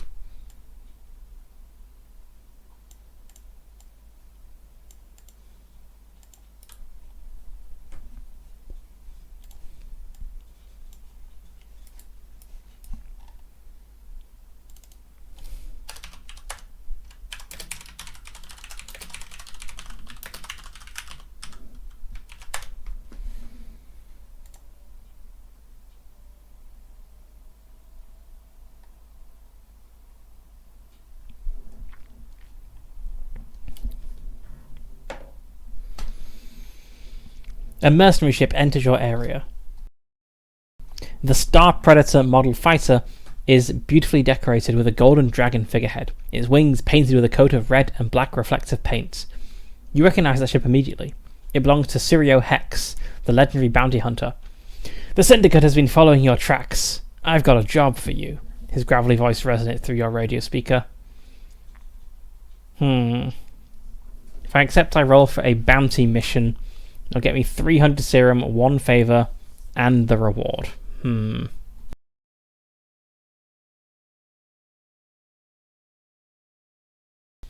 Much as I want to turn these guys down, we might have to. Like, we might not find any W.A.R.G people here to work with. So we might have no choice but to ally with the Corsairs.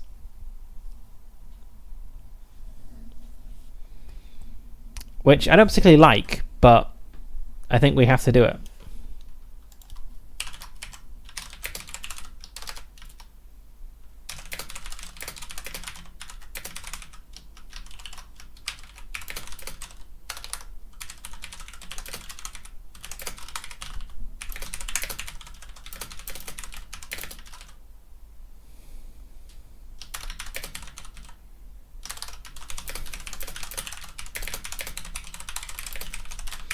So we're held by Sirio Hex, the legendary bounty hunter who offers us the job. The pay is good. I grudgingly accept. Okay, roll for a bounty mission. Those here? Yeah, okay. To complete a bounty mission, you must kill the target situated in the designated location. When the target has less than 10 HP remaining, roll for a complication. If you successfully eliminate them, you'll Receive a reward. Bounty missions.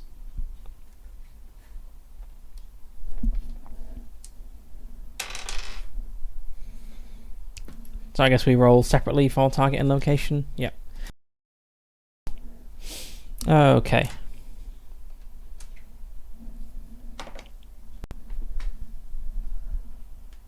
Targets. A fanatic cyborg transhumanist has almost completely achieved his goal of replacing his entire body with cybertech implants. But some of those implants are stolen, and the owner wants their precious tech back. This is on an Aquarian planet. We've not found any of those yet. And we can see what the reward is. Supernova Physic, which is another illegal drug. +2 to a stat of your choice until the next cycle. Okay.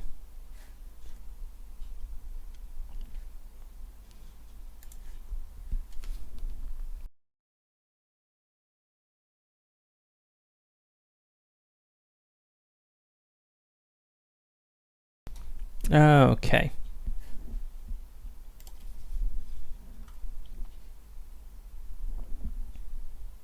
I guess I should note down, like, it'd be good to note down faction missions somewhere.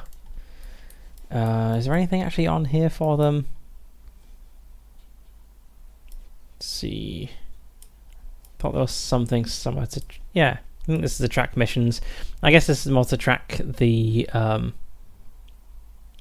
yeah, the main quest. Okay, let's just have a little thing over by the side here to track missions. Or like bounty missions at least.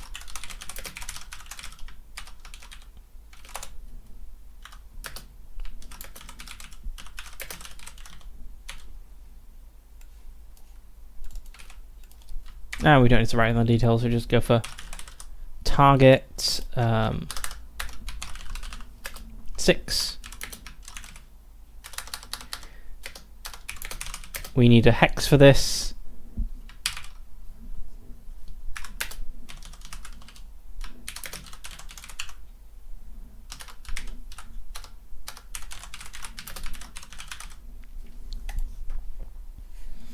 So the reward is Supernova Physic and 300 serum and 1 favor.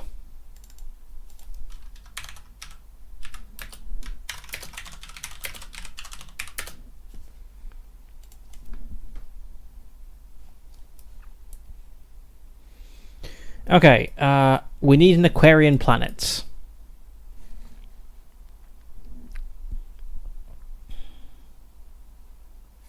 I mean, there's not many hexes left it could be in.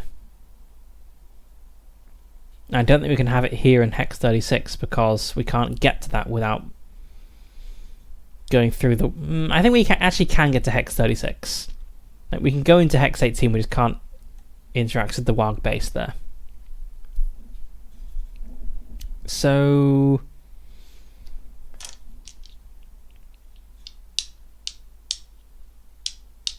Okay, how many hexes have we got left? We've got 1, 2, 3, 4, 5, 6, 7, 8, 9, 10. That is perfect. I think all these hexes can contain an Aquarian planet, potentially. Okay, I should have specified which order I was going to count things around in.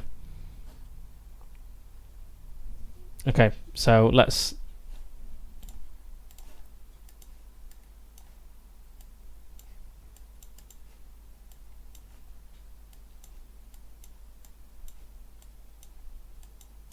Okay, let's go clockwise, like that. Okay, 9. It is here. This is the one right by us.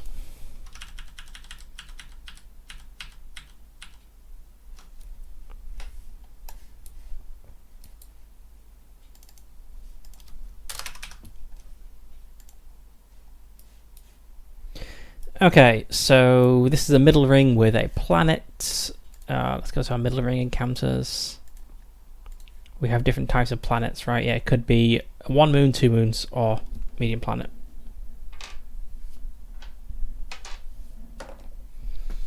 It is a medium planet with no satellites. Okay. So one of these guys.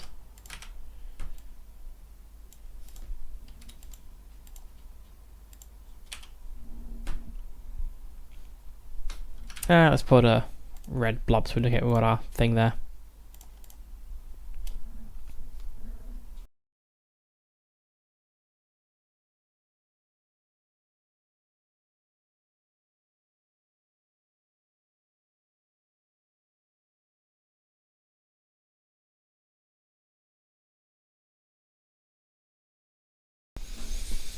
Okay, so that's the entire middle ring covered, and we've not found a single W.A.R.G settlement, which is a shame. So we can find settlements in the inner ring, I believe.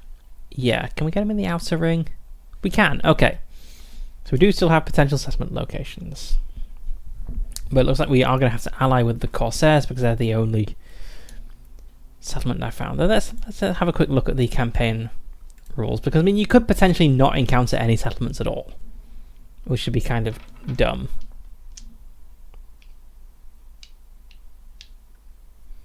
Yeah, bases act like settlements except they're only accessible to faction members. I'm pretty sure to become a faction member you need to be at a settlement.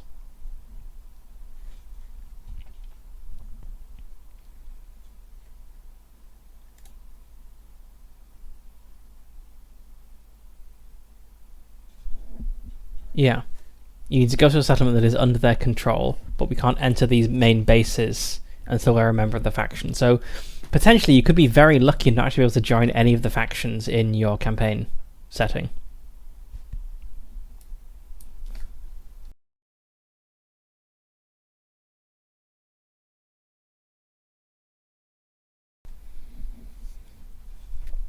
Okay, right, so we're going to go down to this aquarium planet.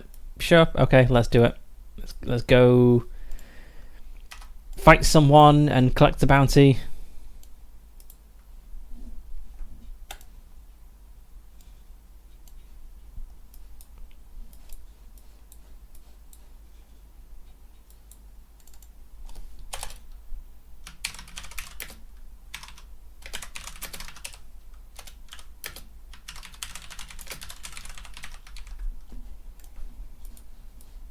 Also, I should have recovered a bit more energy there, so I'm back on full energy. It is an aquarium planet. We need like a planet name and so on and so forth, and some details about it.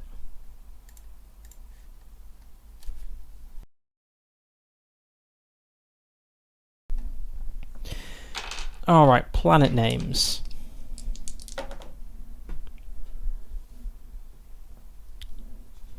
The bar. Bar her.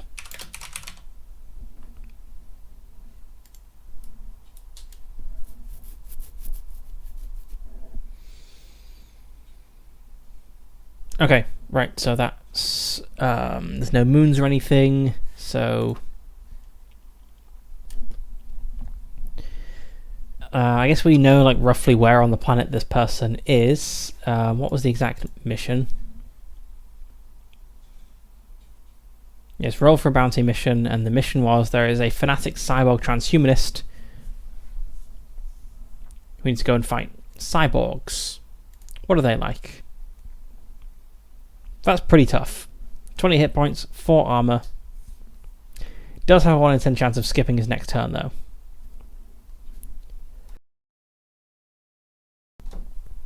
So, okay, he's pretty tough. I'm also wondering about maybe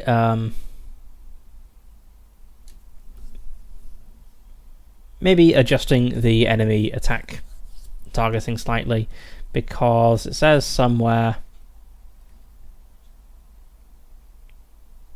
yeah, enemies will target the ally that goes next in the turn order. So in practice what that means is, depending on the initiative rolls, the enemy is either going to always target me or always target Aoi. And I think if the space pirates from the previous session had not been focusing fire on Aoi, she would probably have survived, and I would have taken some hits. So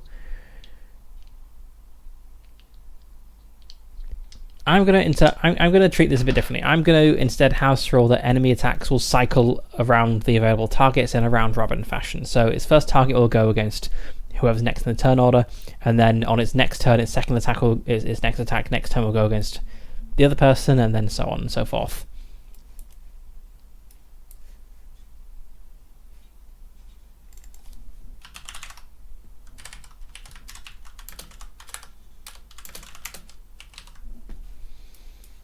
So let's make a box up here. House rules.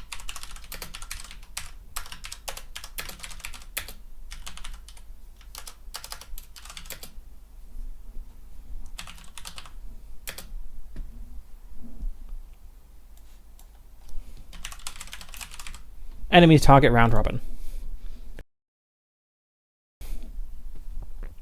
This should hopefully make combat a bit less punishing to whoever just happens to lose the initiative roll.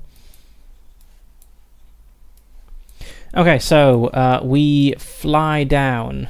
Where's my planet descriptions? Okay, so let's say we know roughly where on the planet this person is. They maybe have a base or something. A beautiful coral reef the size of a continent. Its jewel-like shape shines during the night.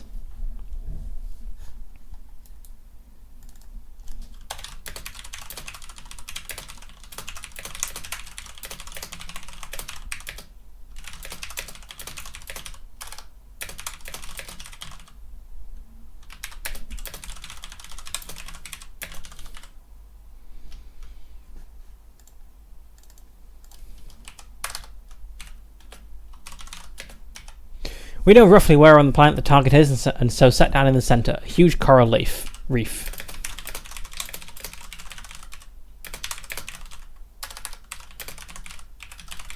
It would be beautiful in other circumstances, but really I just want to get this over with.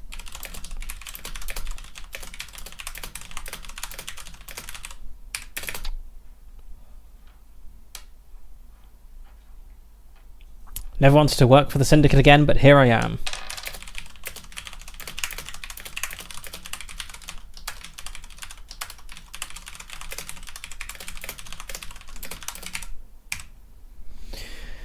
Okay, right. Let's see what is going on. So we search the vicinity looking for our targets.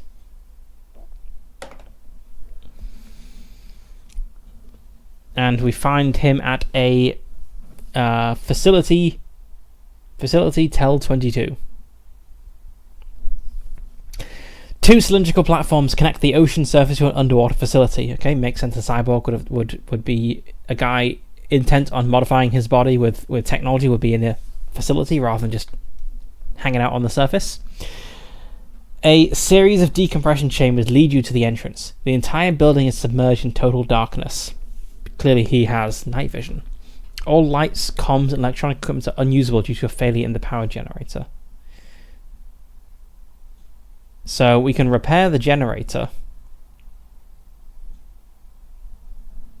which would be a tech roll. 3 tech rolls, actually, must succeed all 3. My tech is only a 1.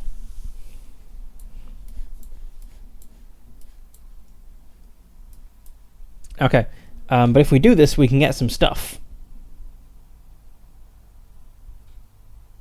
So this would be a good place to come back to when we have an engineer.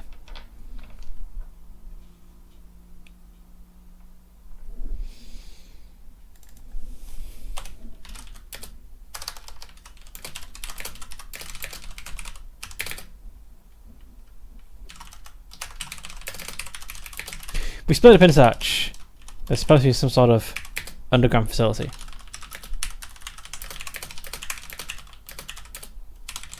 Some sort of facility beneath the reef. After a while, Aoi calls me over. She's found the hatch.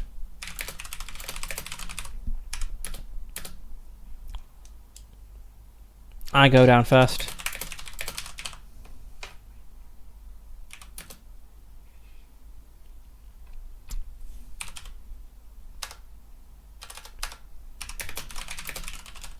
It's alarmed.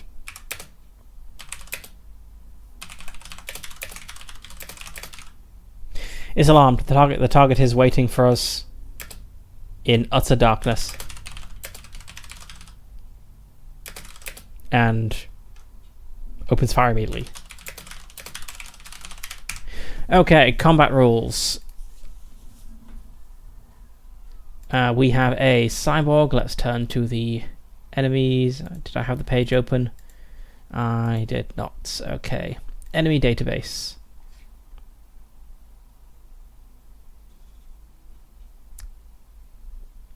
Cyborg.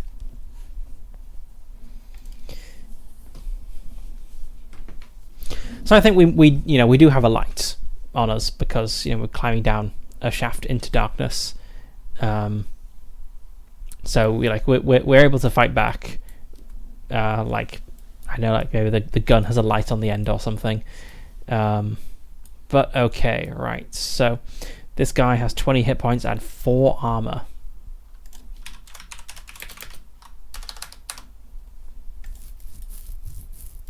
Let's say I brought my Greyhound drone with me. Somehow brought it down this shaft. Okay, right. Initiative is Grace rolls. This guy has 2 Grace. I have 3 Grace. Owie has 0 Grace.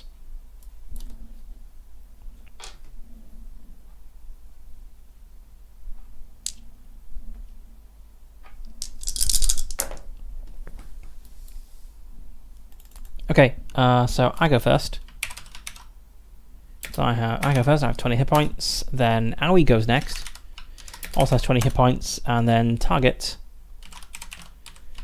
He goes last, and he also has 20 hit points. Okay, right.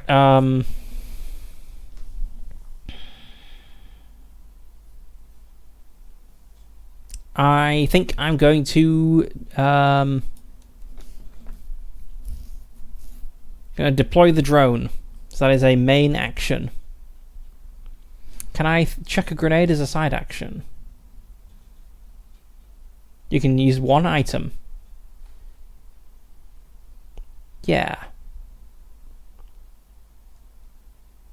Okay, so with my main action, I activate my Greyhound drone, which I guess is going to go on my initiative.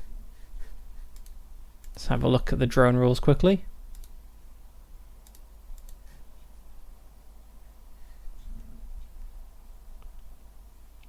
Yeah, once the drone is active, you can use your side action to control it, so it just essentially gives me extra actions.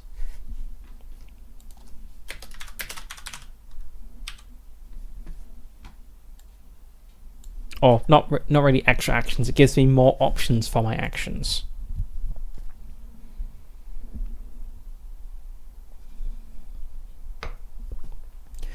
So my main action, I activate the drone, and then with my side action, so I got some drugs and some grenades. Let's remind myself what the drugs do.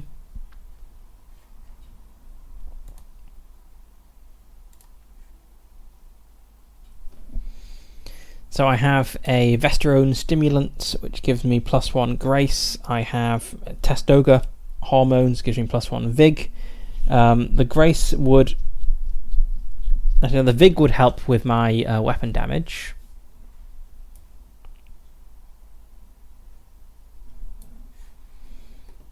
And I have the Frag Grenade, which deals some amount of damage. D8 times Vig damage. Okay, what's this guy's vigor? So his vigor is 2, so 50-50 odds. Sure, I'm going to do it. So I set up my drone and then immediately chuck a grenade at the cyborg. And I succeed on the opposed Vig roll. So it is D8 times Vig damage.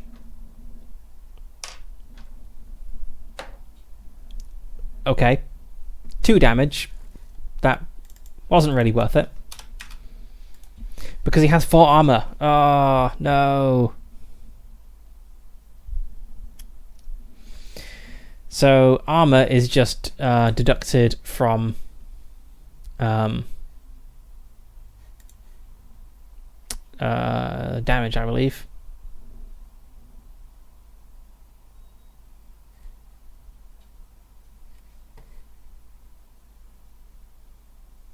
So it would say on the main character sheet, I guess.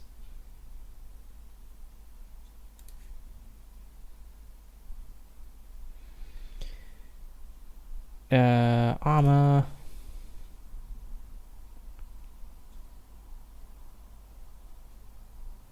Okay, why does it not say what it actually does?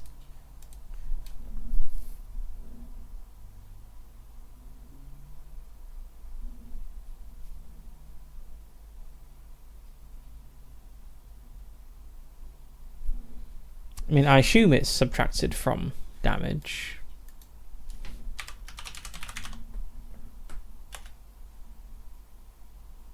Yeah, subtract your armor from the total damage. Okay, so I chuck a grenade, doesn't actually do anything to him. That's disappointing. Okay, it's now Aoi's turn. Aoi has the ion carbine. She also has a hack. That could be useful if this guy is a cyborg. Let's see what the hack counterspell does.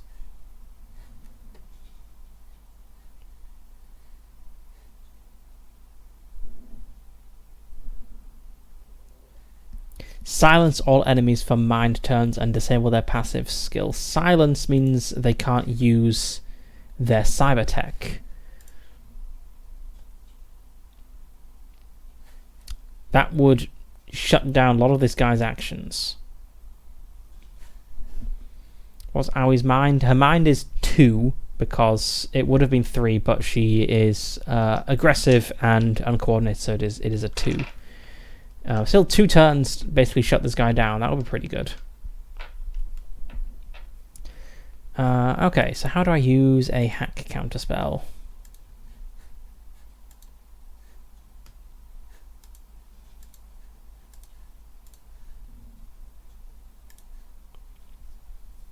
Roll mind against an enemy.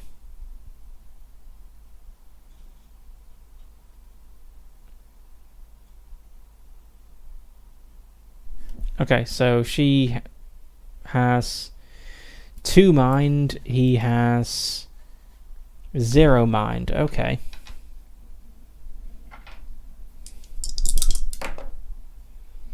Okay, so Aoi succeeds in using the hack counterspell, which I don't think it's consumed. I think you just keep it.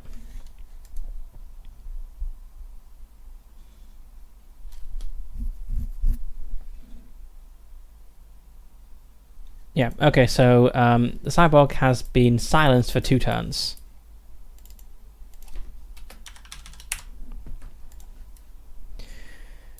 Okay, right. And I assume using a hack is like a main action.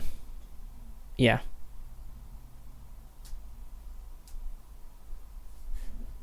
Does she have any useful side actions? Not really. Okay, right, so it is the cyborg's turn. He is silenced, so let's roll for what he does. He is trying to use his Cyber Atlas hands, but he is silenced, so he cannot. So we'll mark off 1 point of silence, and it is now my turn. I am going to fire with my laser blaster. So it has a reflex sight that I have a higher grace than he does, so I get a +2 damage. So that is a d8 plus 4. So I'm going to deal damage to him, because that is higher than his armor. Oh, nice. So he has 4 armor, so I'm dealing 8 damage to him. I'm going to tell my Greyhound drone, which I need to name, but maybe I can reward it with a name after the fight. I'm going to tell my Greyhound drone to attack, which is going to cost me 3 energy. And it does 2d6 damage. Okay, that's 2 damage. Not bad at all. Now Aoi, she is going to fire at it with her ion carbine, which is just a d10 damage. Okay, that's 1 point of damage. No, that's 0 points of damage. And now it is his turn, so he's still silenced, but he does have non-cybertech things. Nope, he's trying to use his Cyber Atlas hands again, so that does nothing because he is silenced. Now it's around to me again.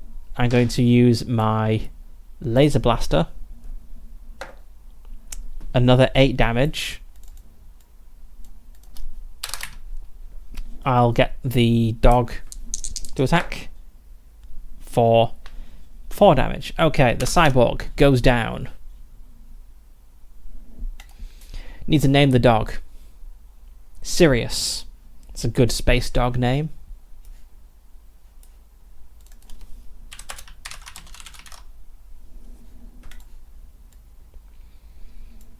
Okay, so the cyborg just like collapses back onto the ground, dead. We loot the body.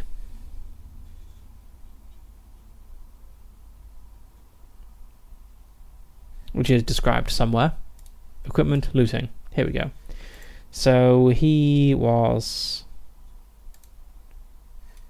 a hard enemy, so that's 3d6.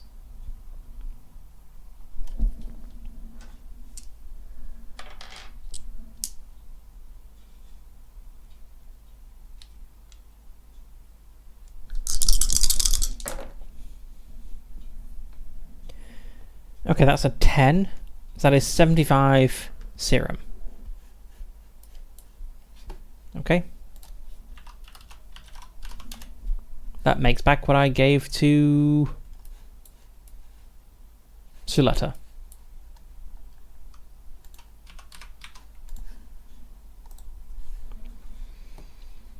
Okay, and then we also get the reward. Just 300. 1 Corsair rep and a Supernova Physic. I'm running out of stuff. Let's put my trading license in the cargo hold. I don't need that on me all the time. And I can put Sirius back in the hold. Well, I guess I can't because we're not on the ship yet. I'll put this here. So what was it? It was a Supernova Physic. What does that do?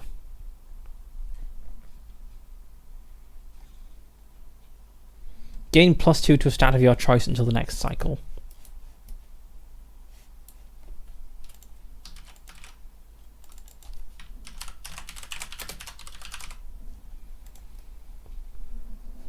And we get 300 serum and 1 Corsair rep.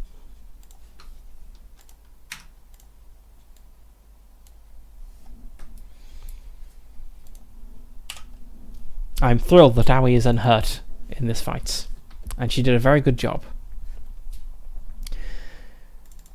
Okay, so we have a look around after this and realise there's more to this place than... I've got it somewhere, I've lost the planet page. Planets. Yeah, there's more to this place than really meets the eye, but... like to fully exploit, we'd need to fix the power generator because like all the electronic doors are stuck and that sort of thing. They're not invented failsafes in this universe, and so we need someone to fix it, and I do not feel capable of fixing it. I don't think Aoi is capable of fixing it either. No, not amazing at this.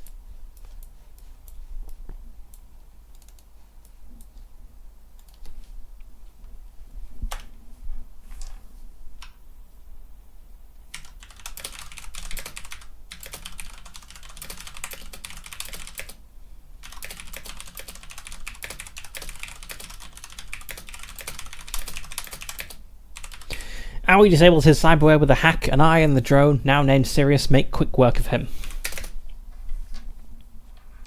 I dread to think what would have happened if Aoi had failed.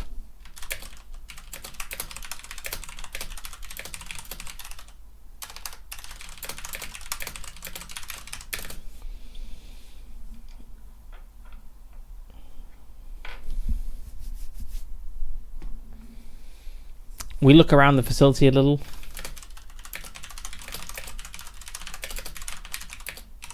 but can't make much progress. Or can't get far. Because the power is out.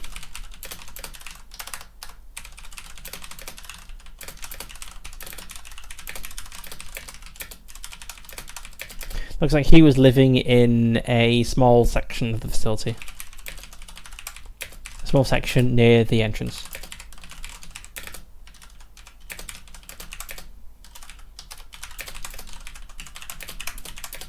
We need to fix the generator to go further. If only we had an engineer.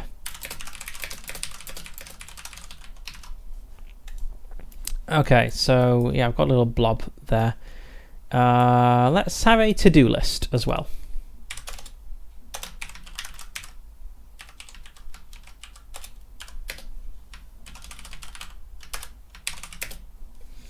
So Hex 10 recruits Suleta.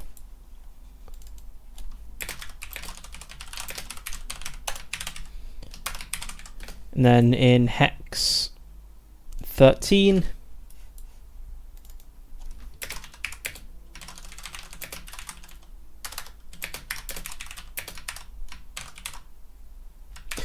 Hex 13, restore power and loot, which is tech. Sorry, tech.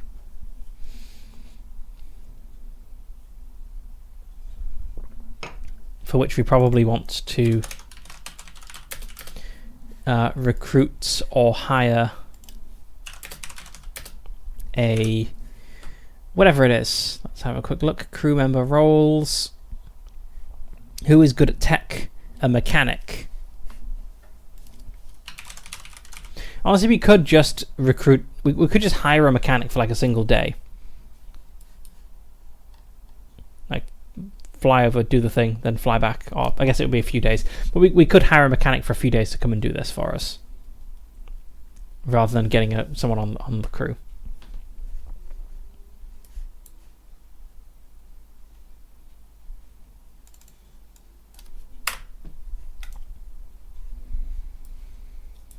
Okay, well, we did the thing.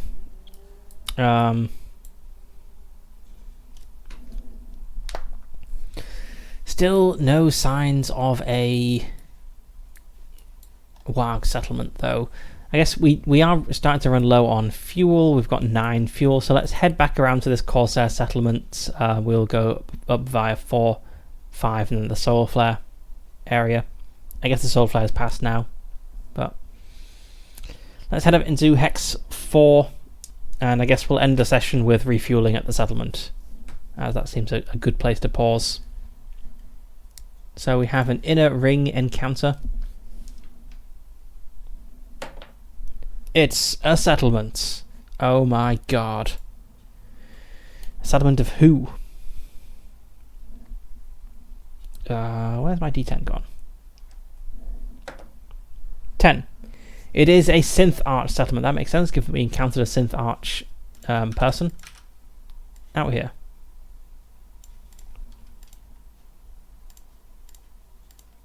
Let's get a little synth arch icon.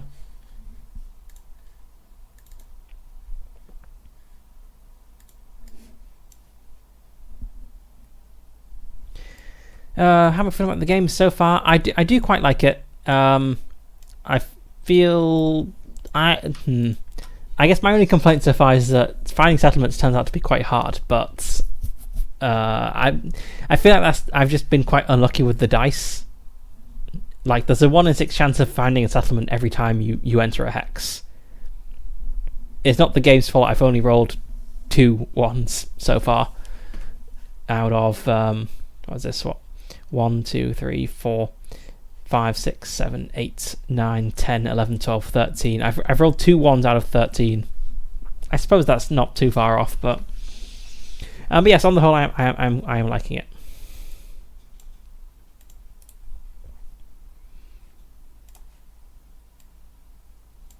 Okay, so this was Hex. This is Hex 4.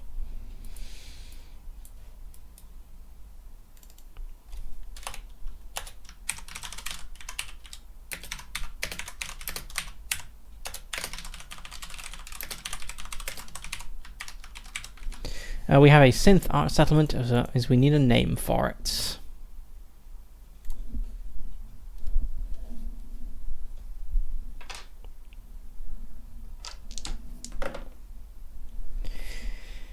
It is the Taurus Valiant, possibly the Valiant Taurus, or the Pisces Cocoon.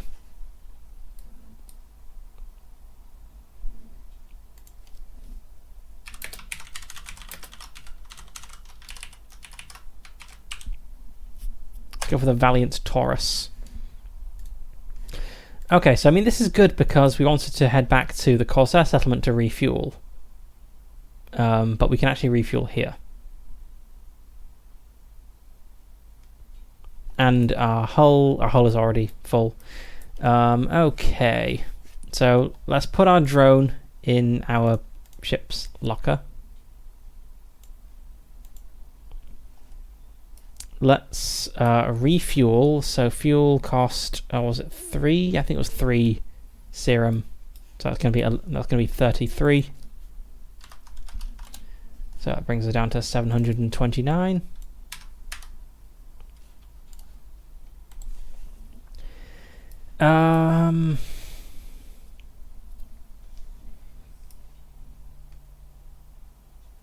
Oh, we also killed a guy, so we get XP for that, right? Let's see, combat. Yeah, we defeated a hard enemy, that's 6 XP.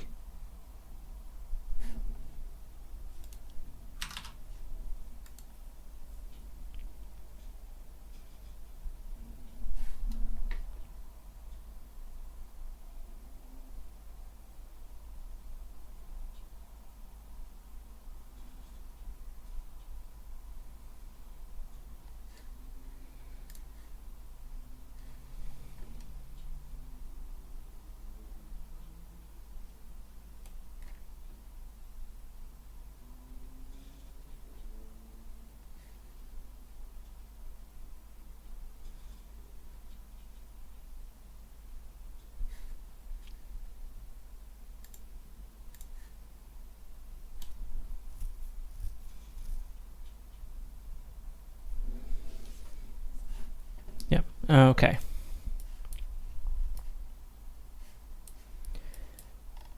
Right, so refuel. We actually go out and give that Medusa ship some fuel now, I suppose.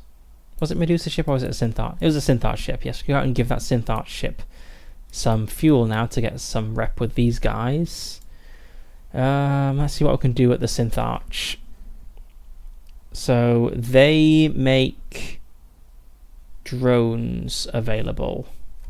We already got some drones. Or a drone.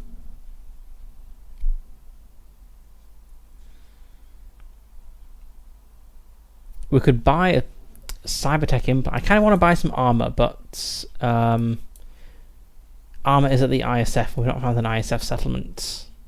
But Cybertech could be good.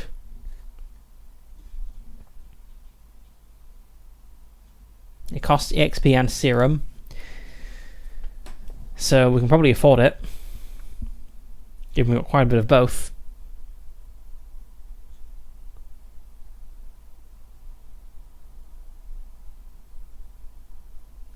So let's see what Cybertech we've got. Could buy some titanium bones, give myself some armor and vigor.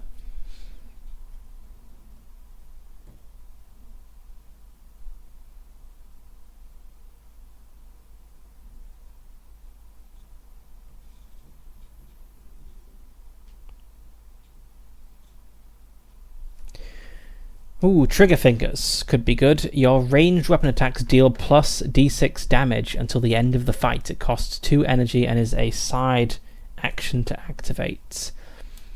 That would be very nice.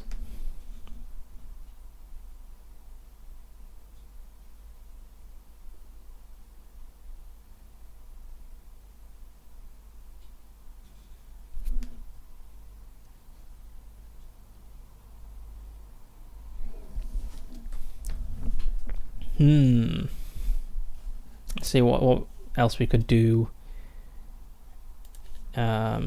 So the special thing we get here is drones. I don't think that's useful. I'm going to buy myself some new fingers. So I'm going to get trigger fingers, and I think I could also get... I'm sure there's a limit to how many pieces of cybertech you could get. Let's have a look.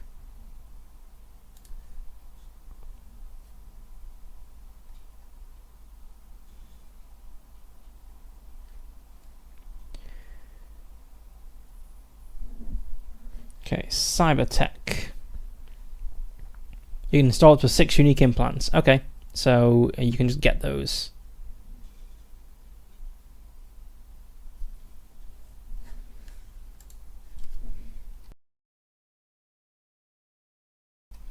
Okay, I'm going to buy myself some trigger fingers and some titanium bones, because I don't think there's any limit on the availability. Yeah, you can just purchase them. Okay, right, titanium bones. 100 serum, 3 XP.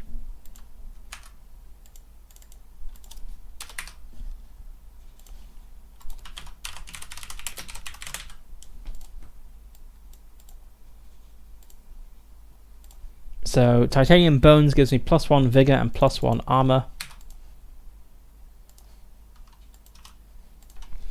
And trigger fingers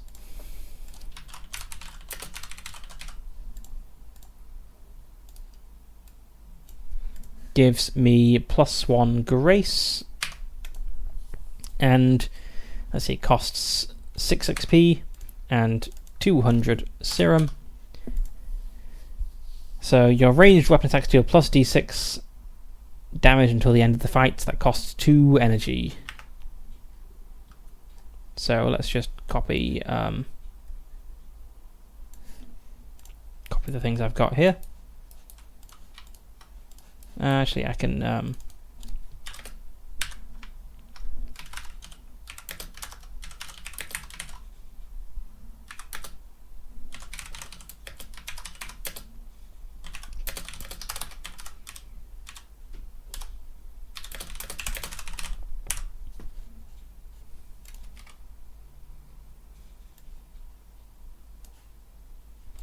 trigger fingers, side action, 2 energy, ranged, +d6 till end up +d6 damage until end of fight.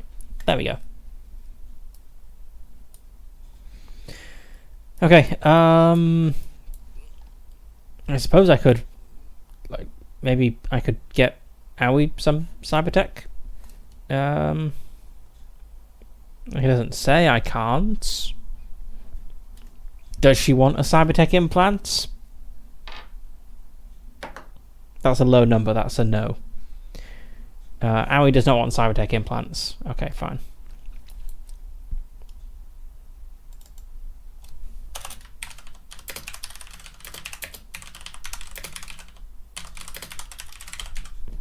One might even have been a no and. Let's have a look.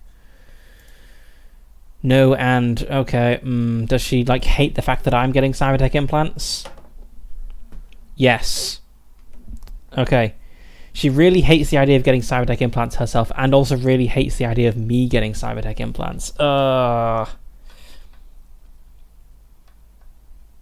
This is a conundrum. Why did I have to ask? If I hadn't asked, I wouldn't know that she was so opposed to this. Why does she hate cybertech implants?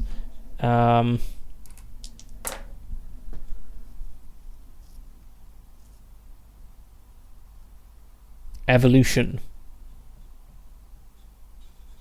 Okay, what was her deal? Her goal is to acquire knowledge. So she's very opposed to cybertech implants because of evolution. So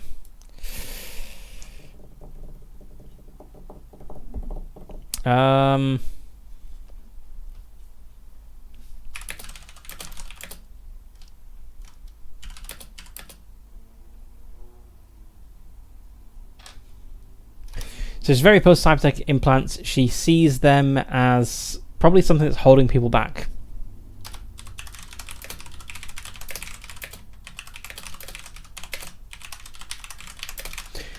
Sees us holding humanity back from the next evolutionary leap. Sure, let's go with that.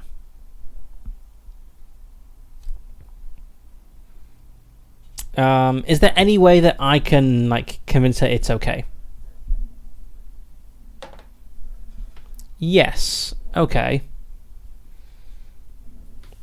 So she doesn't like that I'm getting cybertech implants, but there is a way to convince her. I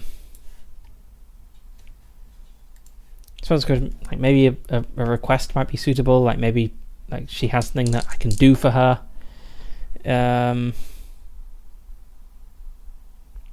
it doesn't really fit.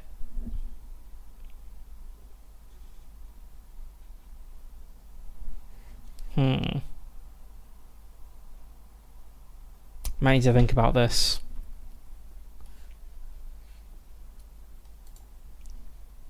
Yeah, I'll think about this. So let's say that these are kind of provisional until I've resolved the situation with Owie. So I'm actually still on 2 and 3. I'll make a note for next time.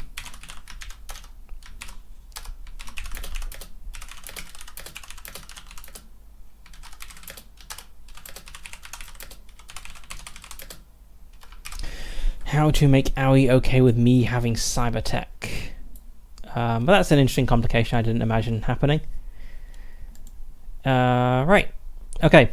I guess we'll wrap it up here because I forgot to make dinner before stream, so I'm very hungry.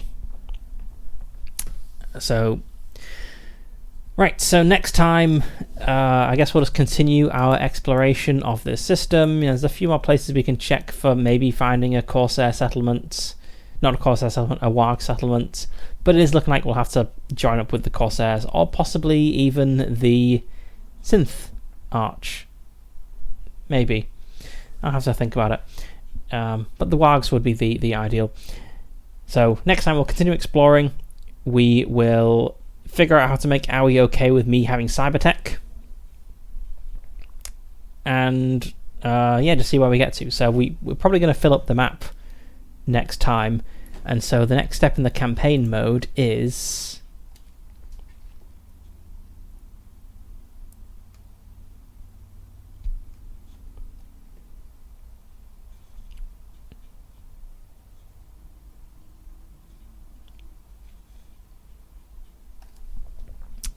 we need to, let's see, map the entire star system, and then we can spend 10 energy to teleport to the next. After that, warp we've seen will cost 10 fuel. What we need to do is help the faction that we side with hold 3 bases across the 3 systems. Okay, so potentially we could kind of leave things at a stalemate here. And maybe in the next system we would find a W.A.R.G settlement. Then we can kind of come back here and crush this Corsair base to help the W.A.R.Gs. Possibly.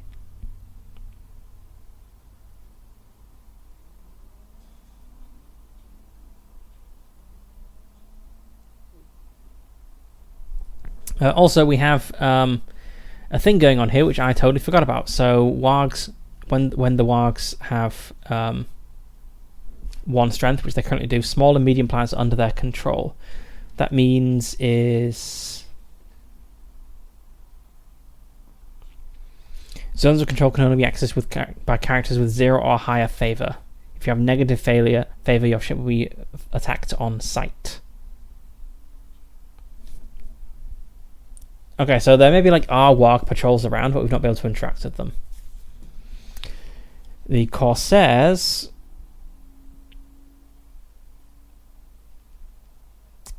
in System 1, hostile starship encounters count as Corsair territory.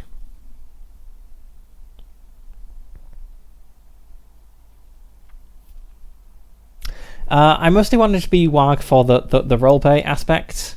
Like I think I prefer their goal of like a left-wing utopia to the Corsairs' goal, which is basically just like lawlessness and personal advancement, I think. Yeah. The Corsairs oppose galactic law and authority. Otherwise, they don't really have anything going for them.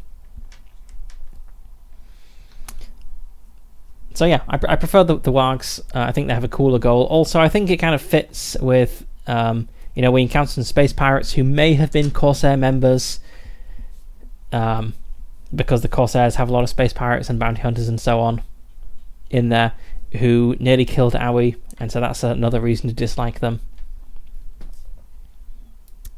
So, yes, my goal. So I was thinking we'd have to join it with the Corsairs because I thought we'd have to destroy the W.A.R.G base. I thought we'd have to make all the bases under control of one faction to advance the next system, but that is not the case. We just need to explore all the hexes. So I'm less inclined to side with the Corsairs now. I'm more inclined to keep searching for a W.A.R.G settlement and then make them the victor.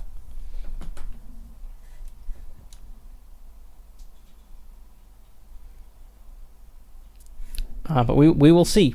So we will pick this up next time, and before next time, I will have a look at my OBS settings and see if there's any sort of delay in there. I did have a quick look, and there is a stream delay setting, and it wasn't enabled. So unless the default is delay, I'm not sure that's it. But yes, I'll look into it and hopefully figure out what's going on with that. But yes, we'll end it here. So thanks for watching, and see you next time.